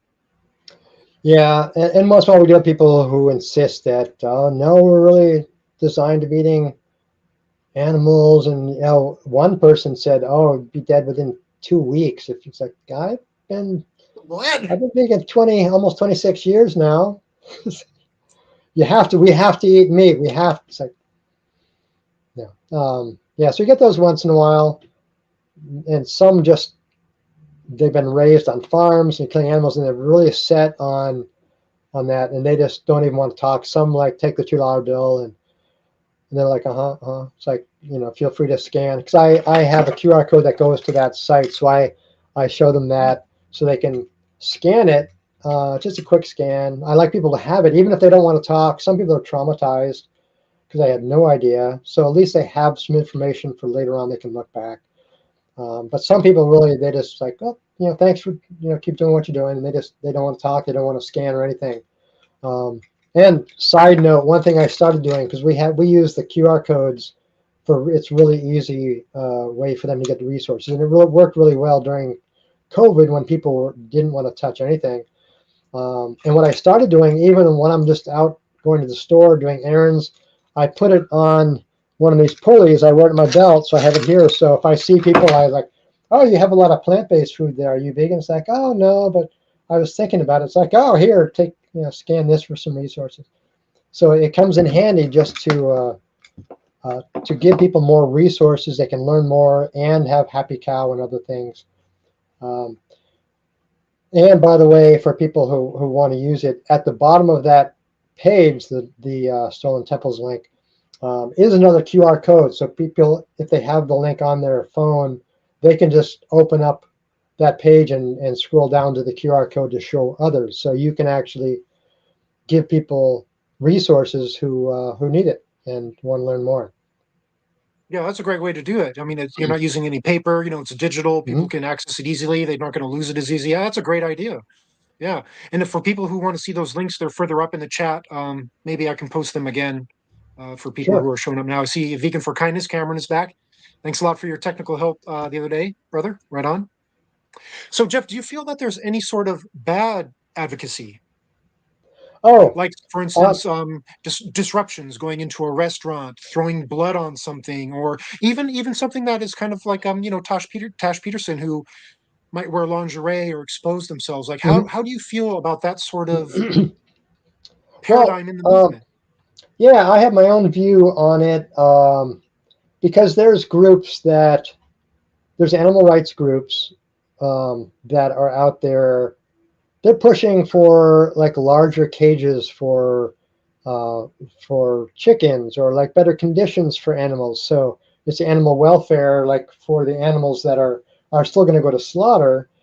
Um, and while I prefer just like encouraging people to go vegan, um, there are other groups like that, and like direct action everywhere, DXE, and we may have a variety of people in the who are viewing this that are interested in different forms. Um, direct action everywhere does a lot of that, like in your face. They'll go into stores, do speak outs, um, and they'll have signs, use some symbolism. Like one time, I remember I was actually in attendance taking photographs, and even my adrenaline was coursing through my veins. And but they had duct tape, and it's symbolism, like the silence of the animals, um, and yeah, Tosh has, yeah, she's in people's faces and spray. She's just out there, and so I remember seeing her getting. I think she got tackled at a sports event, as have some others. Um, so what I like is that there are so many different groups. Even though I may not relate to the direct form of activism, it allows people to find the groups that they resonate with. So I do appreciate that. So there are people who resonate with DXE, and they go do that. We have a group locally, NARN, Northwest Animal Rights Network in Seattle. Rachel has been running that for years, and she does a lot of tabling outside of events or festivals, just being there for conversations and handing out some flyers. And they also will do protests at like at UW. A lot of people may not know that there's a primate testing facility. I believe it's one of 7 in the country. So they primarily test macaque monkeys, and they have other animals as well. Last week I learned that they actually have dogs too. Um, so one day a week, like I do the pay-per-views, a variety of locations. I typically do 2 at UW per week, and one of those days I will start with the animal testing video, so that I can then educate people about the facility on property. A lot of people don't know about that. It might be half the students have never even heard that they have it on that campus. Um, anyway, so NARN often does some of those protests, but there's different groups for people to resonate with and find the activism that they can do. Like with Anonymous for the Voiceless, there's people who may not want to do any outreach, but they're fine with wearing a mask, staying hidden, and just holding a screen, because that's a very necessary part of doing that. But they don't have to be talking to people, because some people don't want to talk. Or they just maybe new to it, so they can listen to conversations and get a better feel for it. And even in those situations, as well as ours, like with the pay-per-view, people can do what we call shadowing, where they can come join the event and just be standing nearby and listen in to the conversations that others of us have, and see how we approach people, the questions we ask them, and how we answer their questions. So it's a learning curve. I mean, it's a way that people can learn. But again, I do appreciate so many different kind of groups, and then people can find the groups that they relate to, that they resonate with, and they're comfortable with. So you're more of the opinion that basically any sort of activism is the activism that you can do is a good activism. Like anything that you can actually do is good, regardless of how it kind of is portrayed in the press. Yes, and then, and then there's the idea in media that any press is good press. Um, it gets people talking about it, because I know, like Piers Morgan has had, I think, both Joey Armstrong and Earthling Ed on, and recently Jamie out of Amy New York Logan. City. Yeah, she was Yeah. on. That was very recent. Yeah, uh, and she's not in your face too, but uh, she's gotten out and done a lot of videos, and because she does her own thing, that's very cool. But she's also done.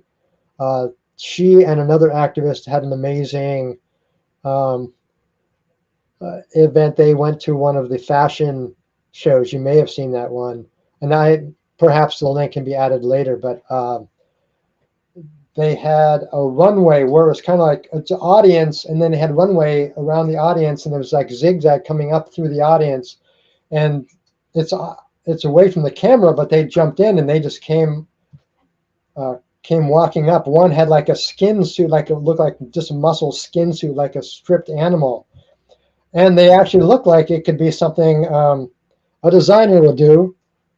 And then Jamie was behind that lady, looking gorgeous in a lovely dress, and she was holding a sign about it. And they made a couple turns before Jamie got tackled. So, um, I haven't seen that one. but that got so much publicity. That was in probably international news, a lot of like U.S. media, other media. So it raises the issue. And for activists and vegans, it's fun to watch those. So Yeah. Yeah. I remember. So who was the singer who showed up to the some sort of award show in the meat dress? Do you remember that? It was years ago. oh That was so disgusting. yes, It was yeah, bad. Lady Gaga.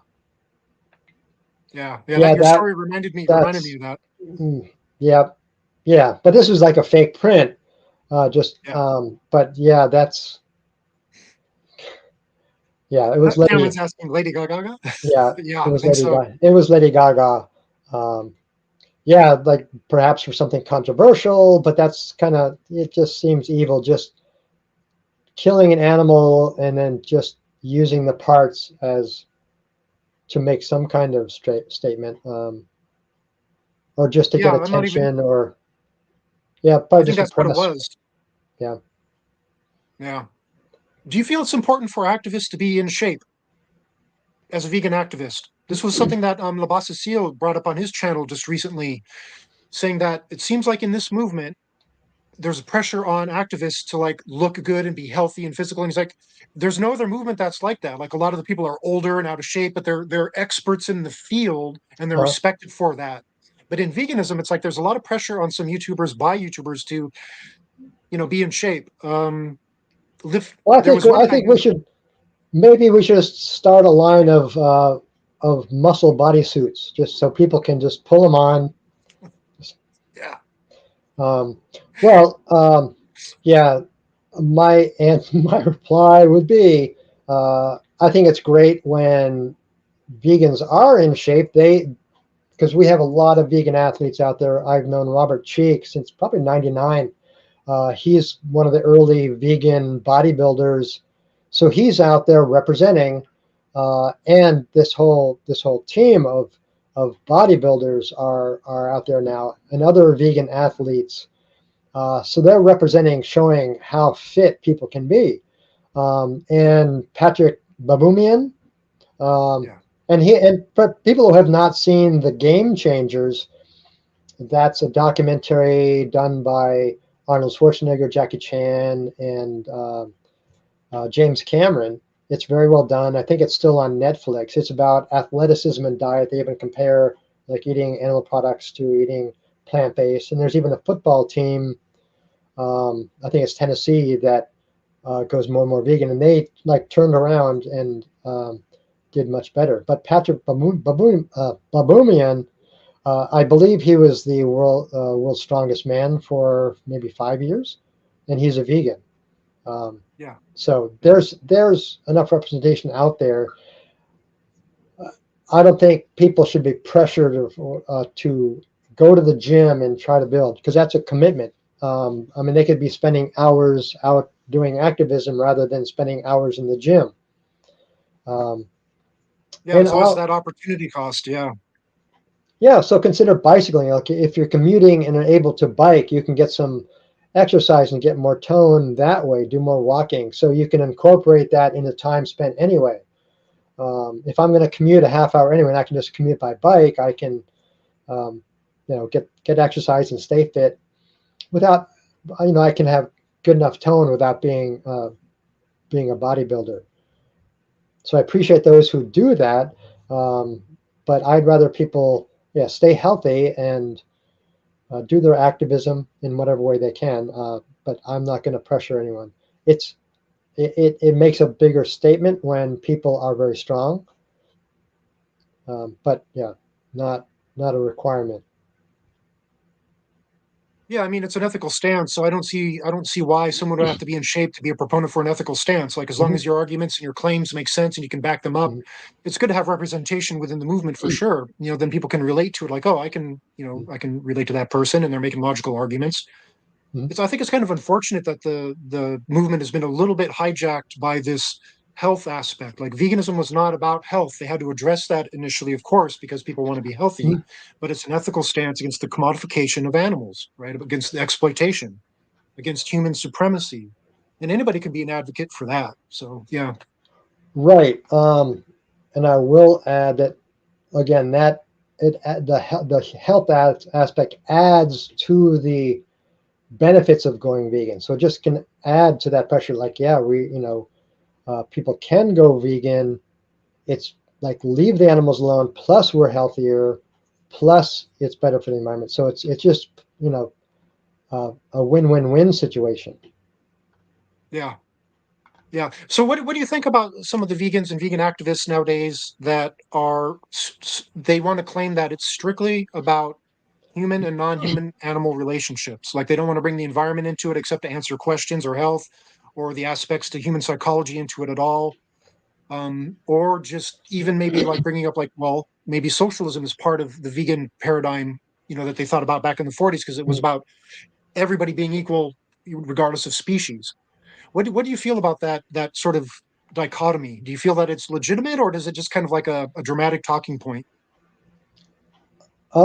Perhaps a dramatic talking point. Yeah, and I didn't realize, like, I didn't follow any of that, but I realized that, yeah, with the links you sent me, there are some people who are passionate about it.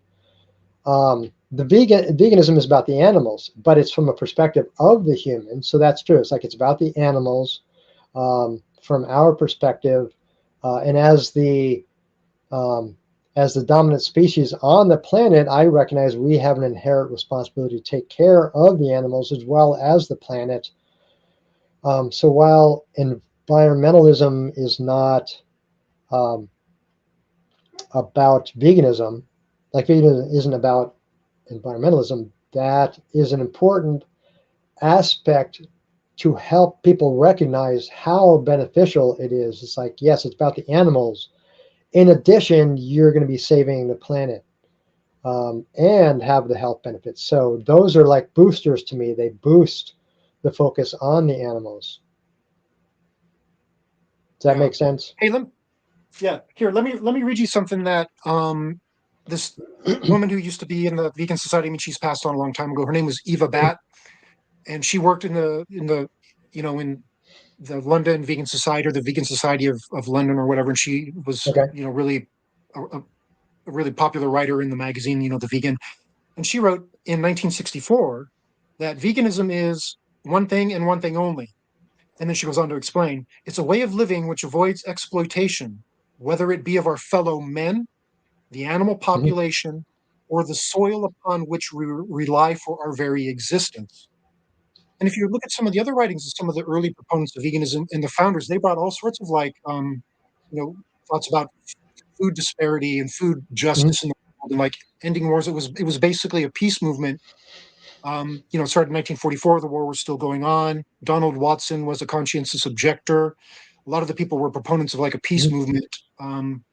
So what would you say to that? Like a lot of the early vegans were like, no, it's very broad in scope, but the focus is on non-human animals because that's the linchpin of the psychology behind human supremacy that allows for all these other indulgences in the environment of soil of your fellow man.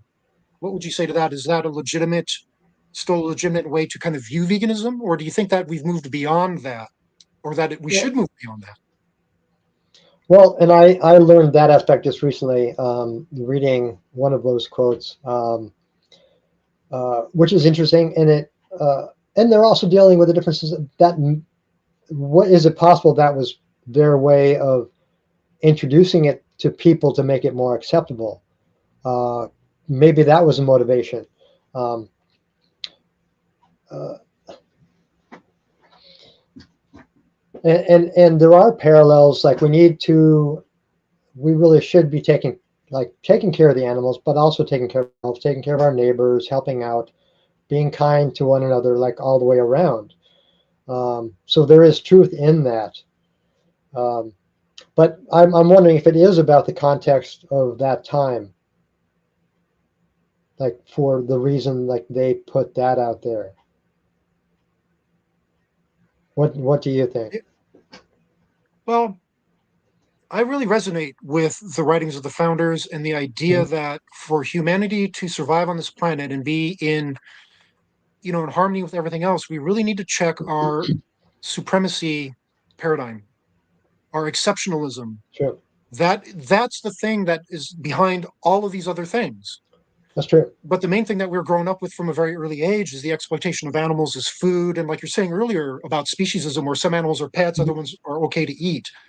Like we're really indoctrinated from a very young age. And I think the founders recognize that as the underlying psychology that allows for all these other things.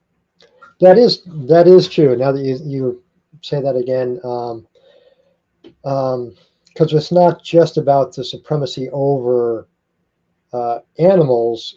There's also all these groups trying to be, superior over other groups, and um, and that is probably the underlying issue. I've often thought about like one of the underlying problems on the planet is like insecurity, like typically among humans, where like people feel compelled to have power. They want to have power, control over others. They want to have money, power, um, and so it may be similar, but yeah, it's about if we could get there may be value in bringing veganism back to like that original statement to get people focusing on each other as well as the animals, or at least remind people of that. Even just sort of that reminder that, yeah, by the way, veganism is also meant to be about, kindness to other humans too. Like you say, that is an important aspect of like if we want to have peace on Earth, yeah, we have to kind of have balance with nature, like with the animals and with fellow humans. Clearly, we're not there. Clearly, yeah, yeah, yeah. That's very obvious. Yeah, I really think they were onto something back then. I mean, they kind of knew that veganism could be like the biggest kind of peace movement there is. And it's interesting when you look at the writings of Donald Watson, who was basically one of the original founders of the handful of people. He wrote everything from like 1944, and I think he passed away in about 2006 or so. But when you look at his writings throughout that whole time, he was always bringing up this aspect of it being a way for humanity to progress psychologically, right? So he had a constant view of veganism being this way. He never moved beyond that. He never thought that it should go off of that, but he was always a proponent of always focus on the animal relationships, the human to non-human animal relationships. We got to conquer that first. I think it's really disingenuous for vegans to deny that history. You know what I mean? Hmm. If you join the movement and you don't dig it, the history of it, you don't have to be a proponent of that. You can do whatever you want, right? But you don't deny that it was ever part of the thought or the scope of veganism. Hmm. I think that's where I get a little bit upset with vegans who want to just ignore that or say that it wasn't real or even cast disparaging, thoughts against the founders. Right, It's really right. amazing. Yeah, Yeah. that's true because we don't need the fighting or let's support each other in our activism. And I was going to mention that there's also a lot of different groups that their focus is a little different. So we need to also take that into consideration. Um, like our focus is education, so we don't do protesting. We'll do marches on occasion um, as part of education, and we do like a lot of video outreach. But we're educating people about what's going on in animal agriculture, especially. We'll also show about animal testing. Um, and I even have videos available. I'll show people about wool. A lot of people don't know what's going on with the wool industry. Snake skin first. So I have other videos I can show them.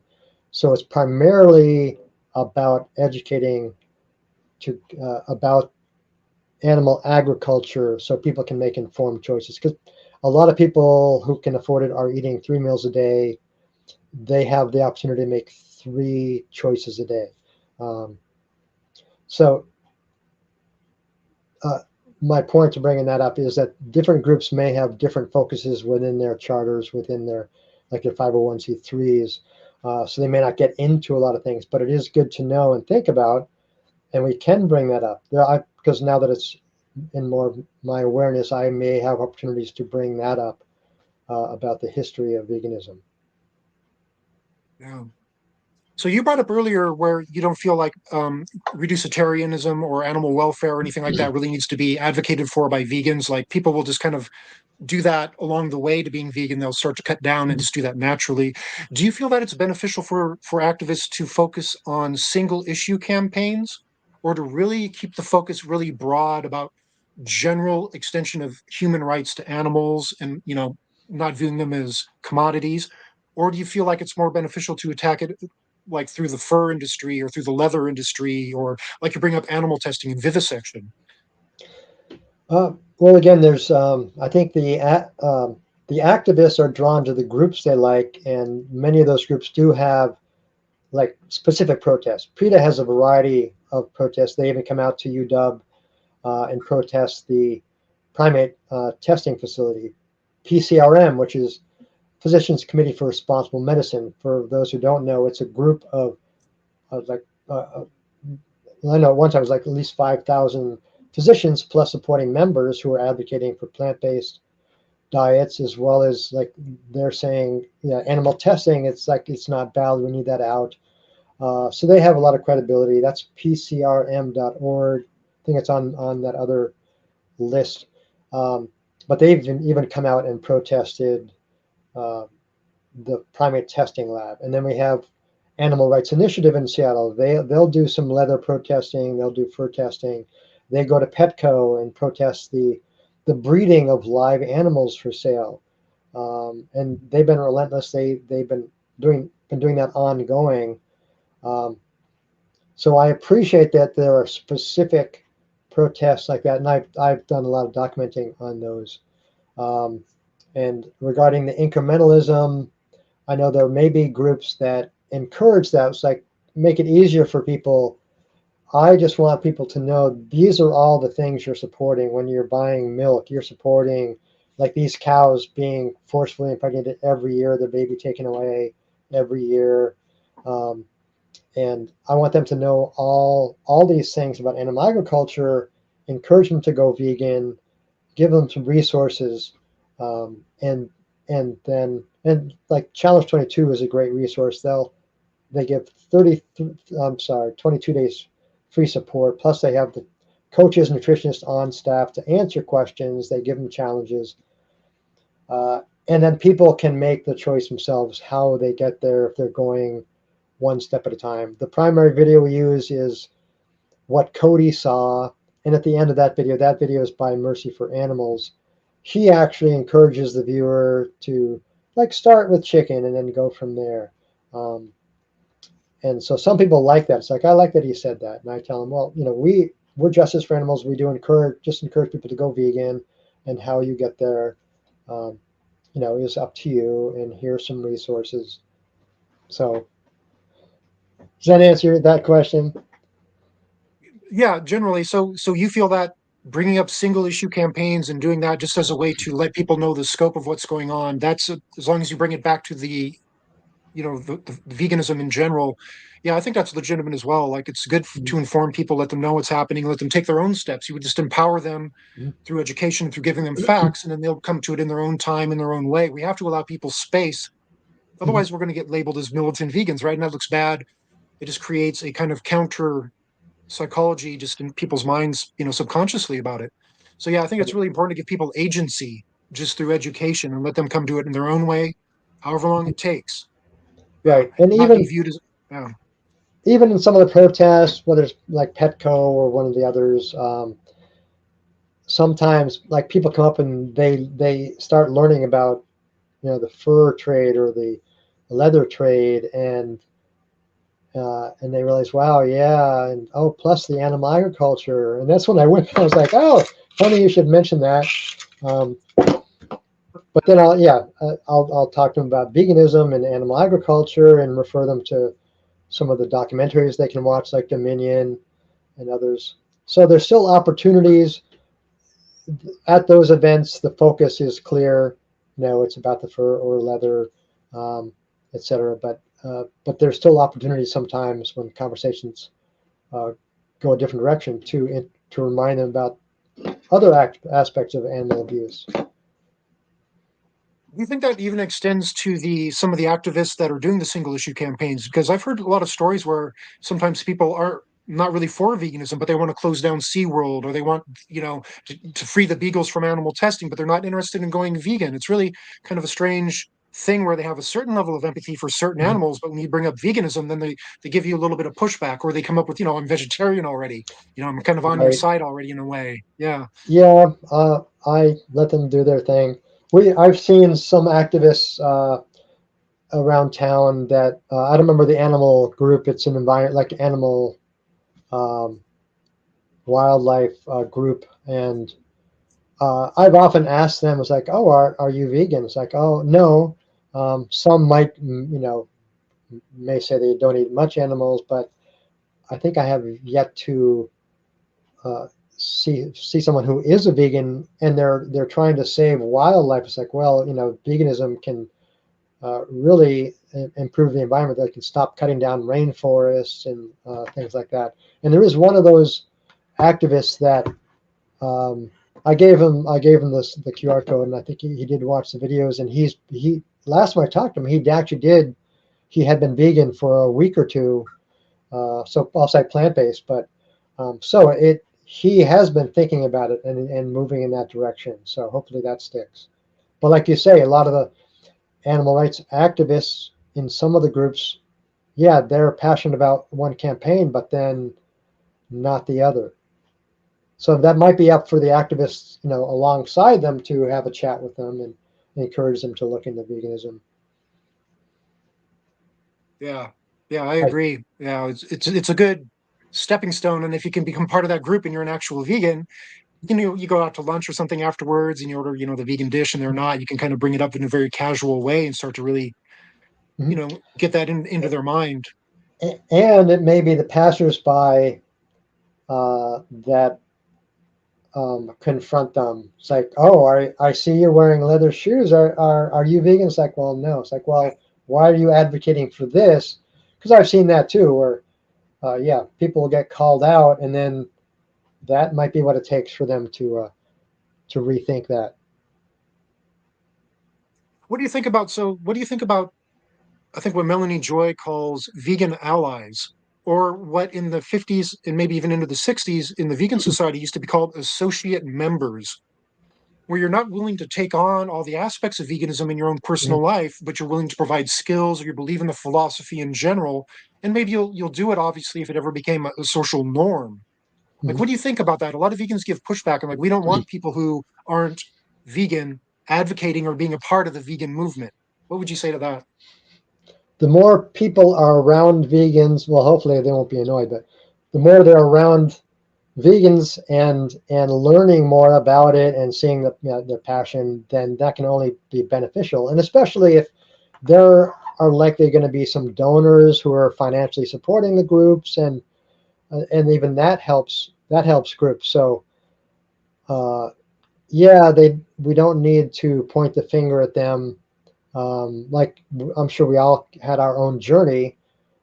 It's rare to have Right, someone who's journey. been like vegetarian from birth or something, and then they may go vegan. But and some even vegan from birth. I mean, still given likely breastfed, um, uh, but yeah, I don't want to alienate people, and some people may have a real difficult time with like food cravings, emotional eating, um, and all we can do is just keep encouraging them. But I wouldn't be calling them out on that. Hmm. Maybe a little, just Maybe a little. in an encouraging way. Do you think there's any value or benefit of vegans calling other vegans pick me vegans? Have you heard that term? I don't think I have, or at least remind So I me if think, I have. yeah, so I think the idea is like it's like a pick me girl. It's somebody who will kind of throw other women under the bus and be like, well, I'm not like them. I'm the good, I'm the good vegan. I'm the a vegan that's not going to really be in your face. I allow you to do your own thing, whatever. A lot of vegans call those sorts that kind of they just don't have an activist mindset. They don't want to be advocates, right? They have it in their own life that they're vegan, but they don't want to pressure anybody at all for whatever reason. And I respect those reasons. They could be Mm, emotional in nature. There could be social mm, anxiety issues there. I think to label them and to call them that and to outgroup them as like a pick me vegan, I don't see the utility of it. I don't mm. I don't agree with it at all. What would you say to vegans who would say to somebody like say somebody like I've never done any street outreach yet, right? Just I've talked to people casually at work, in the grocery store, but not on the street with a sign or anything of that nature. Somebody might call me a pick me vegan. Well, yeah, and What do you think about that? I know there's been a lot of vegans in the community that don't do outreach, and there's some vegans that suggest that yeah, vegans have to do outreach. Like that's the next step. They if they're not doing outreach, then they're not being good vegans. It's like I don't want to judge, but I certainly encourage. And when I post events, I even remind people, yeah, just stop by, see what we do. You don't have to, if you come by, you don't have to stay for the whole time. So it's very flexible, and people can learn about it and see it can be kind of fun, enjoyable. Um, and even doing some come and they just want to learn, and they can just help set up or take down. And so there's still things that they can do um, in the movement to help assist with the more active outreach um, without actually, because some, like you say, may have social anxiety. They may not want to talk to people. They may not like be quick with what to say. Um, and that's how they can get their feet wet, just by joining groups, being there, being supportive, doing, secondary things, set up and take down. And so still options. We don't have to pressure them, but we can encourage them. Yeah, I think vegans came up with the idea that they're being pick me vegans. They feel like those vegans are like not, it's like they're retreating on their ethics or they're retreating on their morals, usually because they don't want to do something within an interpersonal relationship with like their partners or their family, or they're just not Mhm. into being proponents vocally of the vegan movement. I don't have any problem with that. I mean, especially if those vegans maybe they want to give to the vegan lobbyist group, or maybe Mhm. they want to support vegan activists by just being part of their Patreon or something. I feel that's of really a high value as Sure, well. and it's also possible that they've had conversations and influenced people without even realizing they did, just casual conversations. And so I mean, that's also a form of activism without being out holding signs or being in a table full of tablets. Uh, Yeah. yeah, Yeah, I think it's so great if vegans can just become part of like other social groups and just kind of be like accepted as a social norm. within groups, and people, they just see what vegans are. They can see how they act. They can see what they eat. They can see that they're normal people. Mhm. It represents really well and gets it into people's mind, even though they're not confronting them, Mhm. face to face or verbally. They're just kind of subtly doing it. Yeah, I think that can be a benefit for sure. And, I don't harangue my friends about it. Sometimes I'll bring it up a little bit during a game, or I'll put a little jab at the food they're eating. "Oh, hey, how's the cruelty? How's the murder burger? But it's all in fun, and I don't really get in their face about it, and they accept it. I think it's good to be in those groups and still be representing veganism as a normal thing in society. Sure, that's true. Yeah, Oh, and I will throw out there, because people worry about, like, they're trying to go vegan and have all kinds of animal eating friends. I went vegan when I was in Hawaii. I moved to Seattle soon after, and then connected with vegans here. So I kind of left a bunch of animal eating friends back there, and then started a vegan circle of friends here. So yeah. because that's an aspect for some people, but that was an interesting way. So you can just move when you go vegan, Having and then, problem? Yeah, you having problems staying vegan and not having a good time? Ah, just move. yeah, just get away from everyone. Yeah, that just Yeah, happened to work out for me. yeah. Well, I mean, Seattle's a lot like Portland. It's a great place for veganism. It's fairly popular here. There's a lot of restaurants, a lot of social groups, based around it. So it's really easy to connect with other vegans. That's for sure. Yeah, sure. 40-year-old vegan. 40-year-old vegan says, "Great chat, guys. Look forward to the next one. Thanks for all your advocacy." Yeah, yeah, and you as well. I know you're out there on the streets and on the YouTube's doing a lot as well. Yeah, thank you very Very much. cool. I appreciate that. I'll have to take a look. Yeah. Yeah, I think the 40-year-old vegan, he works with Grumpy Vegan Granddad, I think, recently on a bunch of videos. If, yeah, it was really cool to see that. And he has Yeah, his own YouTube channel. So, and I haven't been like searching out. I've been vegan so long. I haven't seen a lot of the activists out there. I know there's a lot, um, so I'm not familiar with a lot of them out there, um, but have seen, yeah, a lot of Joey um, and Ed, and I saw both of them um, at the official Animal Rights March 2017 in London. That was very cool. Like 5,000 activists marching, and I was photographing it. oh, wow. And both, yeah, that was awesome. And then Ed actually came out here. We had we had a workshop that he led, and then we had Cubes of Truth for Anonymous and the Voiceless. And I've also, yeah, he also joined an animal save, chicken save up in Vancouver, BC. And I also saw him down at the Veg Fest. Yeah, so there's a lot of Hmm. places that people can go uh, just to connect with other vegans. It's a lot of fun. So watch for Veg Fest. This fall will be one in Bellingham. I think it's their fourth year, third or fourth year. Very cool, very nice event. We have plant-based. Is it plant-based? That's going to be happening here in Seattle in April. So those kind of events are very cool to go to connect with others. You can network, but also, especially for newbies, you can see speakers perhaps, and just learn a lot of great products. So just want to throw that out there because that is a fun and good way to learn more and kind of get deeper into veganism. Are some of those photos that you've done of the marches and activism and other things like that, are they available on your Jeff Rogers site there that I've just posted? Yeah, and I have not kept up my photography page site, but from jeffrogers.us, I think this one of the last um, uh, albums was from that London March. So people can, I have a lot of pictures there. People can look through that if they'd like. And there's Yeah, very good. other things like Veg Fest, Los Angeles, which used to be called World Fest.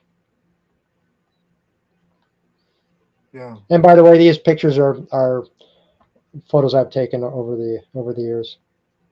that's gorgeous heron or whatever. It's a heron. Yeah, and they're called blue Yeah, heron. That was actually the bluest I've ever seen. yeah. Just off of 520 Lake Washington. I think it's is it Union Bay?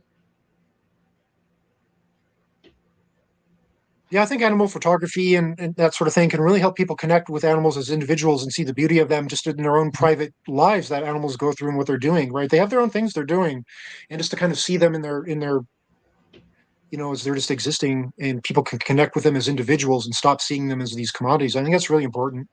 Right. That's true. Oh, hey, thanks, Vegan for So, Kindness. He says, got to run, sadly. Rich, you're doing great. I can't wait to see more from you. Hey, thanks a lot. I appreciate that. You've been a really big supporter of me and kind of pushing me to, get my content out there. So I really appreciate that. And we'll talk to you soon, man. and any last Right. last minute questions, or you wanted to check in with the. Yeah. Does anybody in the chat have any other questions? I know you got asked about your favorite ice cream maker, and if we could confirm Lady Gaga wore a meat dress. Is there any other questions folks have? While we wait for those to show up. So, what do you feel is the biggest hindrance to the vegan movement now?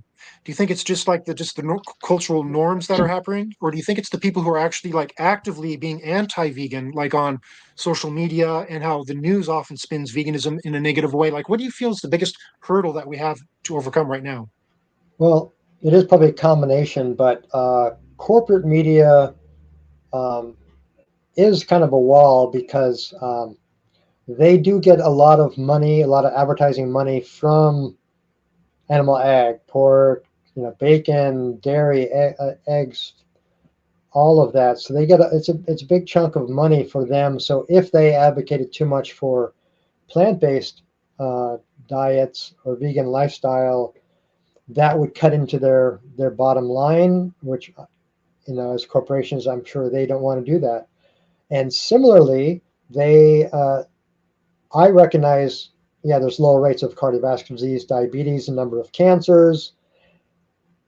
Big pharma is a huge advertiser for corporate media. I think at least 50%. So um, they have reasons to not be showing this and even fighting it. So that is one aspect, and which also ties into the public's resistance because they're not seeing it in the media, so they may be still going down that line of, oh, we're meant to be omnivores, we eat animal products. Um, but a lot of people are set in their ways with habits, emotional eating, cultural foods. They have family pressure, peer pressure. So there's some reluctance there. So one-on-one, uh, like we do, it gets people focusing on like this is you're choosing the meals that are affecting these animals. It's like how do you feel about paying for for this torture, for this animal suffering, and most people don't like it. We can see it in their faces. um, and so and I often do remind them that we have to come out here one on one because corporate media is not sharing this information. um, so it really seems like a twofold thing. The media is not showing that, and then there's people who've spent decades thinking they're omnivores, and just a lot of them not even thinking about the animals, and that we're actually better off eating plants. Yeah.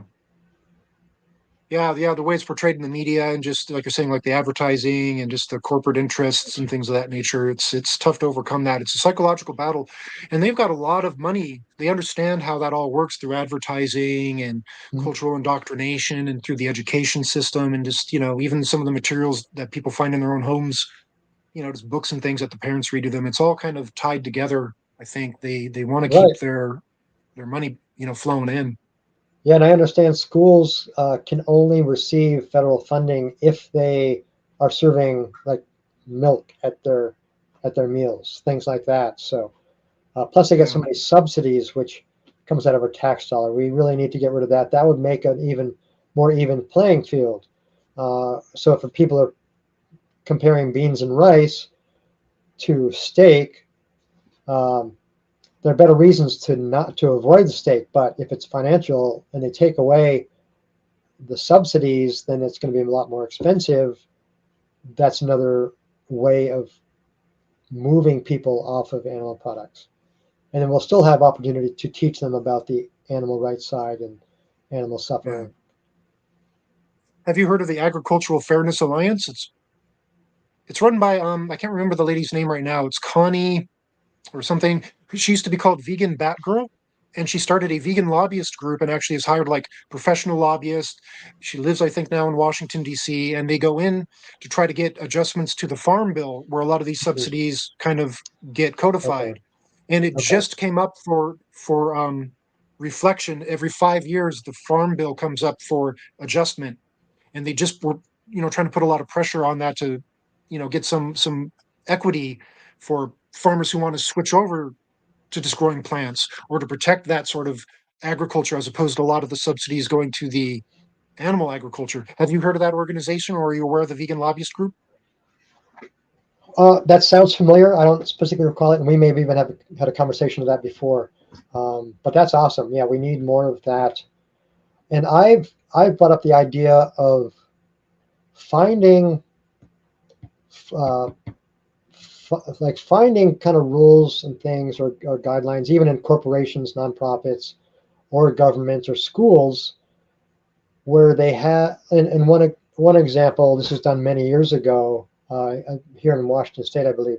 Um, uh, where this woman had uh, advocated for, I believe it was be like you're having certain guidelines for nutrients in food, including restricted fat. And it's like you're feeding this. It's like, okay, what you're serving violates this. So if you can use one aspect of law to pressure them to move towards veganism, I think we need to look more into that. Find those things like maybe somewhere in law, like the government's not allowed to be pushing one industry. It's like, okay, so let's look for more of those opportunities to really force the hand of government, companies, organizations. Even for my last job, they paid for catering for a lot of, like when there's group meetings where everyone has to attend, they would have it catered. They had a wellness program where they're encouraging wellness, and they also had some other things in their guidelines for being good stewards. So I push the idea. It's like how, like, we're supposed to be good stewards. We have a wellness program. You're wanting lower rates of disease. You're paying caterers to bring in bacon and eggs and sausage, and two of those things are on the World Health Organization's group of like number one group of it's cancer causing, um, and there's a lot of that happening. Dairy has insulin-like growth factor, which increases growth of cancer. So you're paying for these things. So I encourage you to not violate your own guidelines, and since you're paying the bill, pay for plant-based foods. They can eat other things on their own. Yeah. Anyway, that was shot Well, down. interestingly, I think Rebellious Foods, they've gotten their chicken nuggets into like the school system here in Washington or in Seattle or King County, I Oh, think, nice, perhaps. Yeah, and, nice. and they were trying to get them into the prison system, and they're in all the stores and stuff. So Mhm. she had a really interesting way that she approached the school board, and she got them to accept it as an alternative. And there was a younger girl who was trying to get plant-based milks into her school, and I think this might have been back east or in the Midwest, and she got all kinds of pushback, and they tried to get her to actually be kind of give the benefits of like dairy milk as well as a counterpoint. You know what I mean? Because the schools have, Mhm. like you said earlier, the schools have to serve these animal products, milk in particular, in the schools. And so there's some kind of crazy law about that. And she tried to get plant-based milks into the school. They gave her a hard time about it. I'm not sure if she was eventually successful. I think she took them to court over it. Mm. It was some sort of thing like that. I mean, a lot of people are lactose intolerant. A lot of kids are lactose intolerant. I think it's really bad decision making by the people in charge of making these decisions, that they don't provide these benefits or these options for people that might have an intolerance to that. That's going to affect their learning. It's going to affect their health. It's going to affect all sorts of aspects of their life. That's true. And um, Dr. Milton Mills does address that in that video. Uh, he brought up with, I believe it was Dr. Neil Barnard from PCRM. They took that like to the feds, where this is actually institutional racism because they're pushing everyone to consume dairy in the dietary guidelines, but it's only the Europeans that are 30 to 33% lactose intolerant. Every other group of people is above 50%, like the Latino, Native Americans, blacks, and up in the 90s was Asians, and yet they're recommending everyone consume dairy. Um, and for the overall U.S. population, that's 65%. So about 2/3 of the population is lactose intolerance. Yeah, why are we pushing dairy? And Yeah. I will have to go soon. So, what are some Yes. last minute thoughts or questions? So I haven't seen any questions come through the chat, but I have one more question for you. So we talked about what you felt was the biggest hurdle to veganism. You know, what do you feel is the best thing that's happening for veganism now? What do you feel is its strong points that are moving forward? Well, there is a shift in percentage of vegan. I did hear one number where we had moved from 3% of the population to 6. That may not be accurate because I've heard other people say that no, but there's a lot more vegan, a lot more people eating a lot of like plant-based options, and there are more options. That's a plus. More companies putting out uh, more plant-based options, especially with the dairy and meat alternatives for people who want those textures and tastes. Those have dramatically improved. And there are a lot more activists coming out. On this past Sunday at my event at Seattle Center, I had 7 volunteers come out.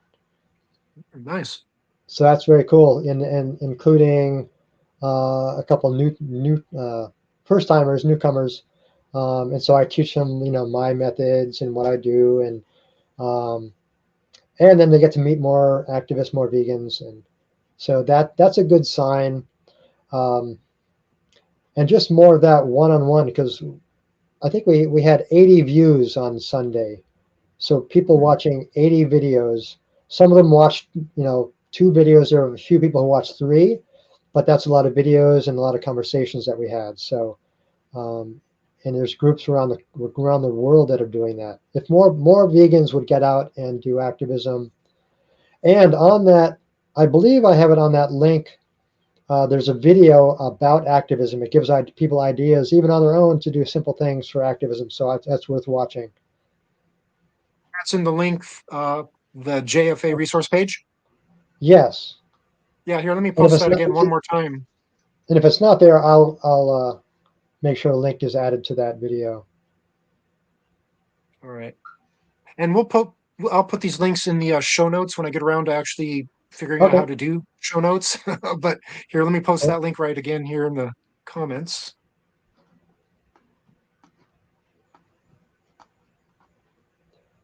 All right, there you go.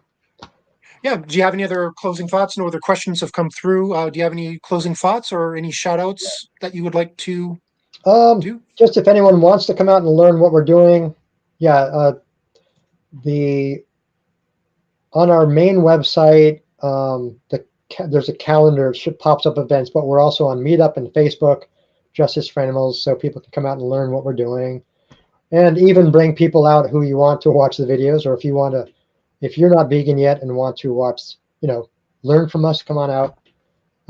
We even have someone in Tacoma and someone in Olympia. Uh, they don't do it as frequently, and we also have a group up in Bellingham that they do the more traditional video outreach. All right, very Yeah, good. come on, Right on. check us out. And thanks for everyone viewing. Thanks, Rich, for having me. Oh yeah, we'll have to do it again. And thanks for joining me on my inaugural live broadcast. And I hope Sounds people good. got something out of it and they check Well, out these resources here. last time it gave fireworks when I did that. You Oh, seeing that? nice.